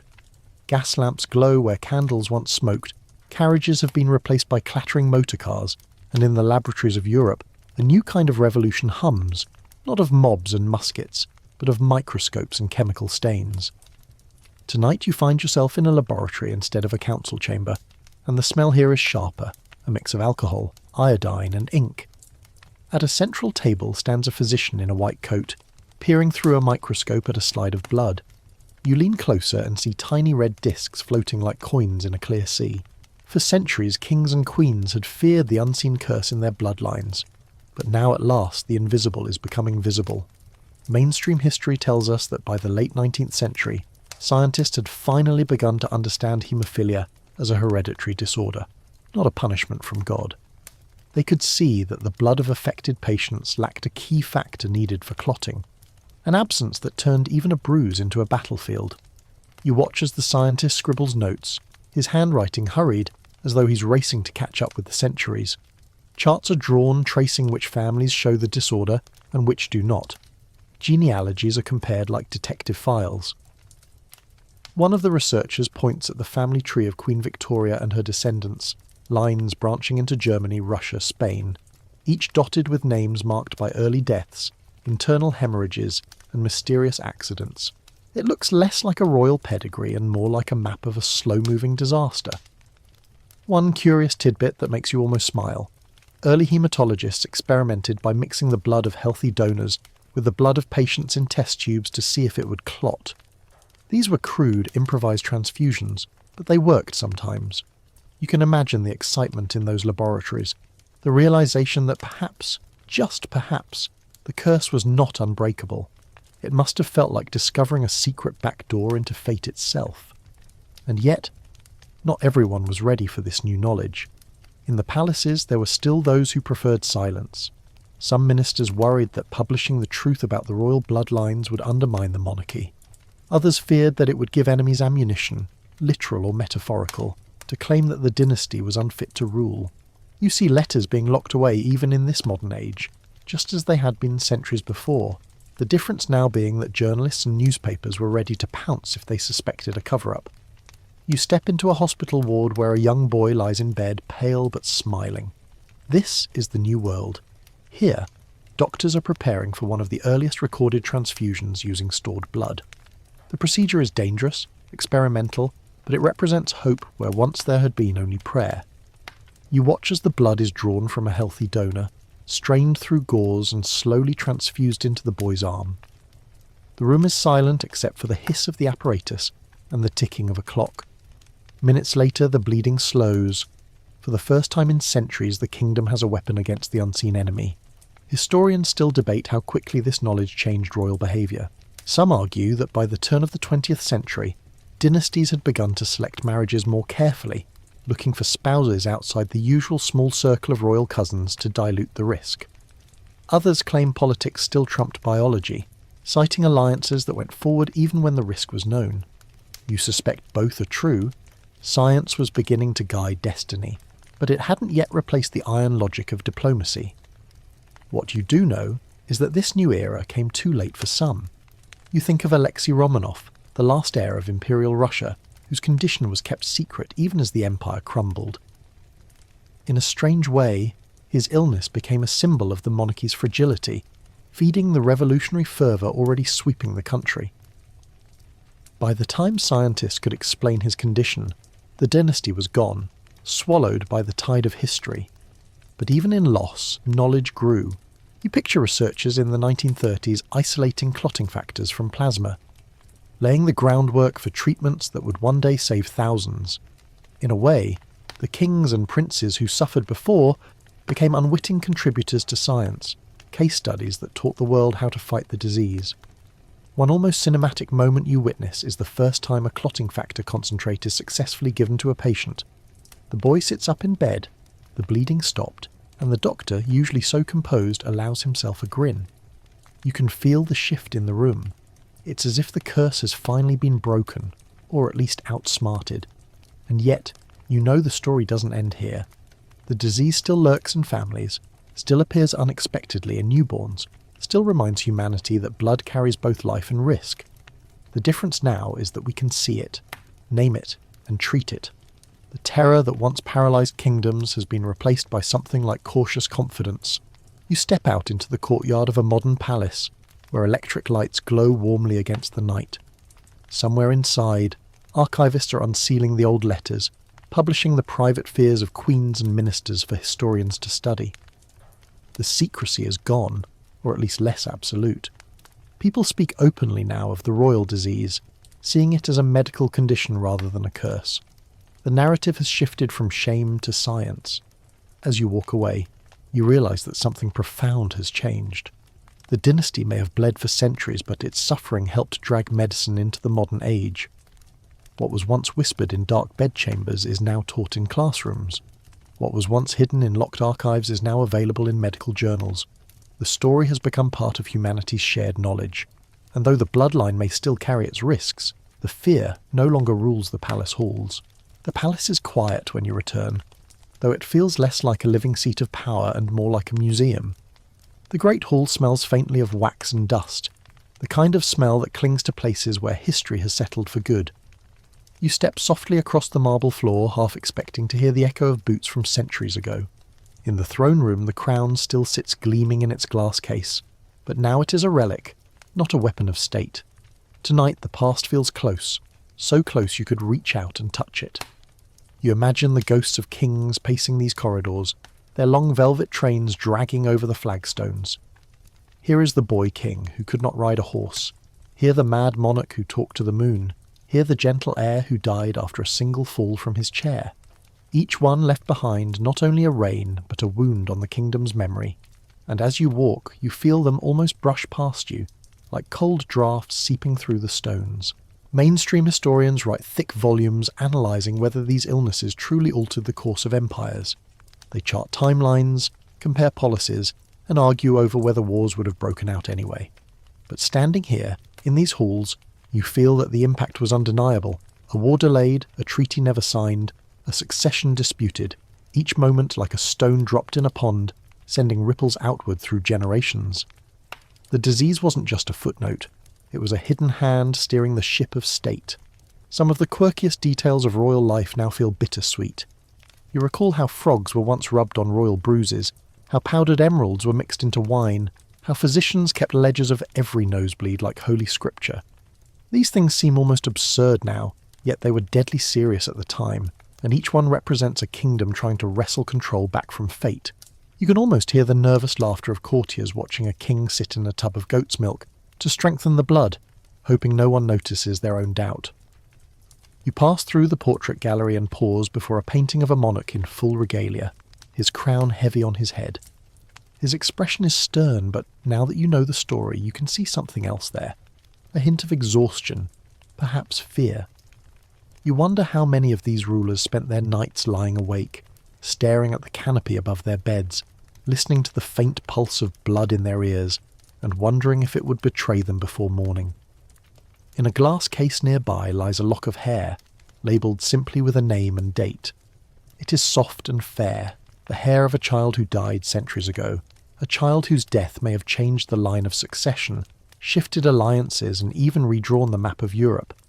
You lean closer and feel a strange chill, as though the past is whispering, "This mattered. This changed everything." And then there are the debates that still rage among scholars. Some argue that the French Revolution would have happened regardless of Louis XVI's fragile heirs. Others claim that the Russian Revolution was accelerated by the secrecy surrounding Alexei Romanov's illness. The truth, as always, is tangled. You find yourself smiling wryly. Even now, long after the kings are buried, they are still arguing. Only now it's historians arguing on their behalf. Walking deeper into the palace, you notice how many memorials there are to beloved princes who died young. Statues of marble children with solemn faces, plaques describing their virtues, chapels built to house their tiny coffins. It feels almost overwhelming, this chorus of loss. You pause in one of the chapels where the light filters through stained glass, turning the floor into pools of ruby and gold. For a moment, you simply sit in the silence, feeling centuries of grief pressing around you. But it isn't all sorrow. There is also a kind of defiant pride here, the sense that the dynasty endured despite everything. Even when kings went mad, even when heirs bled to death, the throne was never empty for long. Someone always stepped forward, sometimes a cousin, sometimes a regent, sometimes even an ambitious usurper, and kept the crown on someone's head. Perhaps that is the real legacy. Not that the disease toppled kingdoms, but that kingdoms refused to stay toppled. One curious tradition that still survives is the annual commemoration of certain monarchs' miraculous recoveries. Bells are rung, masses are said, and wreaths laid at statues. Most people today don't even remember what the recovery was from, only that it symbolised hope in a dark time. You find yourself oddly moved by this continuity, as though the past is still offering reassurance that survival is possible. As night falls, you step out into the courtyard, where the sky is full of stars. The palace windows glow softly, and for a moment you could believe that time has folded back on itself, that somewhere inside a king still lies in bed while his ministers whisper nearby. The ghosts of kings past may be invisible, but they are here, present in the laws they passed, the wars they fought, the blood they spilled both accidentally and by design. You leave the courtyard slowly, feeling that you've been walking not just through a palace, but through the bloodstream of history itself. Every stone seems to pulse with memory. And you know that even though medicine has tamed the disease, the story it wrote across centuries is still with us, shaping how we think about power, fragility, and the strange shared humanity of rulers and ruled alike. The palace is behind you now, but its shadow seems to follow as you walk through the modern city. Cars rattle past, electric lights glow in windows, and people hurry by staring at phones instead of bowing to kings. The age of absolute monarchy is gone, yet the story isn't over. You glance at a poster for a medical charity drive and smile. Haemophilia research. The royal disease is no longer just royal. It has stepped out of the bedchambers of kings and into clinics, hospitals, and everyday lives. Mainstream science today has mapped the genes responsible for haemophilia. Doctors can screen newborns, genetic counsellors can warn prospective parents of the risks, and clotting factor concentrates can turn what was once a death sentence into a manageable condition. You picture a modern child running across a playground, falling, scraping a knee, and being treated at a local hospital in time to go home for dinner. The terror that once stopped empires has been tamed, though not completely conquered. But the legacy runs deeper than medicine. The history of haemophilia shaped nations, toppled dynasties, and rewrote alliances.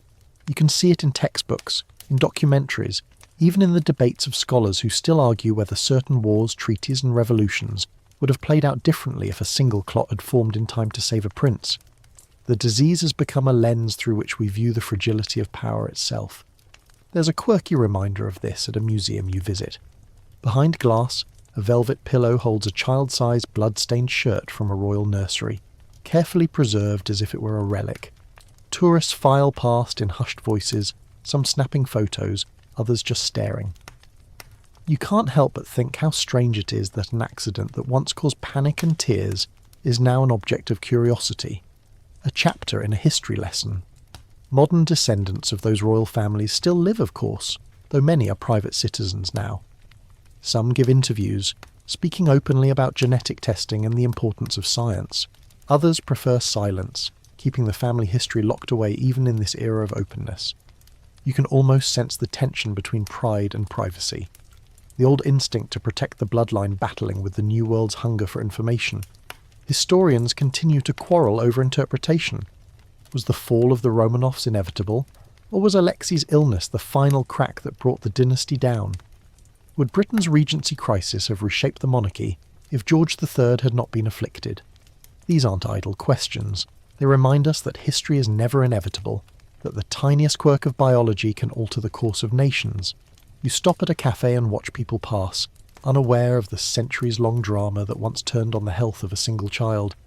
The modern world seems so far from those candlelit bedchambers and whispered councils, and yet you feel a strange closeness too. The anxiety those courtiers felt, the hope those parents clung to, the fear of what tomorrow might bring, it's all still here, just dressed in different clothes. One of the most fascinating turns in recent years is the rise of gene therapy. Doctors are now testing treatments that could correct the clotting defect at its source, rewriting the very DNA that carries the curse. You imagine what the kings of old would think if they could see this. A cure not of prayer or leech, but of science. Perhaps they would call it sorcery. Perhaps they would fall to their knees in gratitude. And so the story circles back to where it began. To blood, to fear, to hope. The disease that made kings go mad has become a chapter in humanity's long learning curve, a reminder that even the mightiest are at the mercy of forces too small to see. You take a deep breath, feeling the cool night air fill your lungs, and you know this story has always been about more than crowns and sceptres. It has been about the vulnerability that unites us all, ruler and subject alike. And now, as the streets outside grow quieter, the city settling into its nighttime rhythm, let your thoughts drift back through everything you've seen tonight. From the echoing throne rooms where pale kings whispered orders between fevers, to the crowded nurseries where nurses held their breath every time a child stumbled, to the council chambers where ministers plotted as though the fate of the world hung on a bandage and a prayer. It has been a long journey. Picture those dark bedchambers again, lit by flickering candles, the air thick with incense and fear, the court waiting, praying, bargaining with heaven.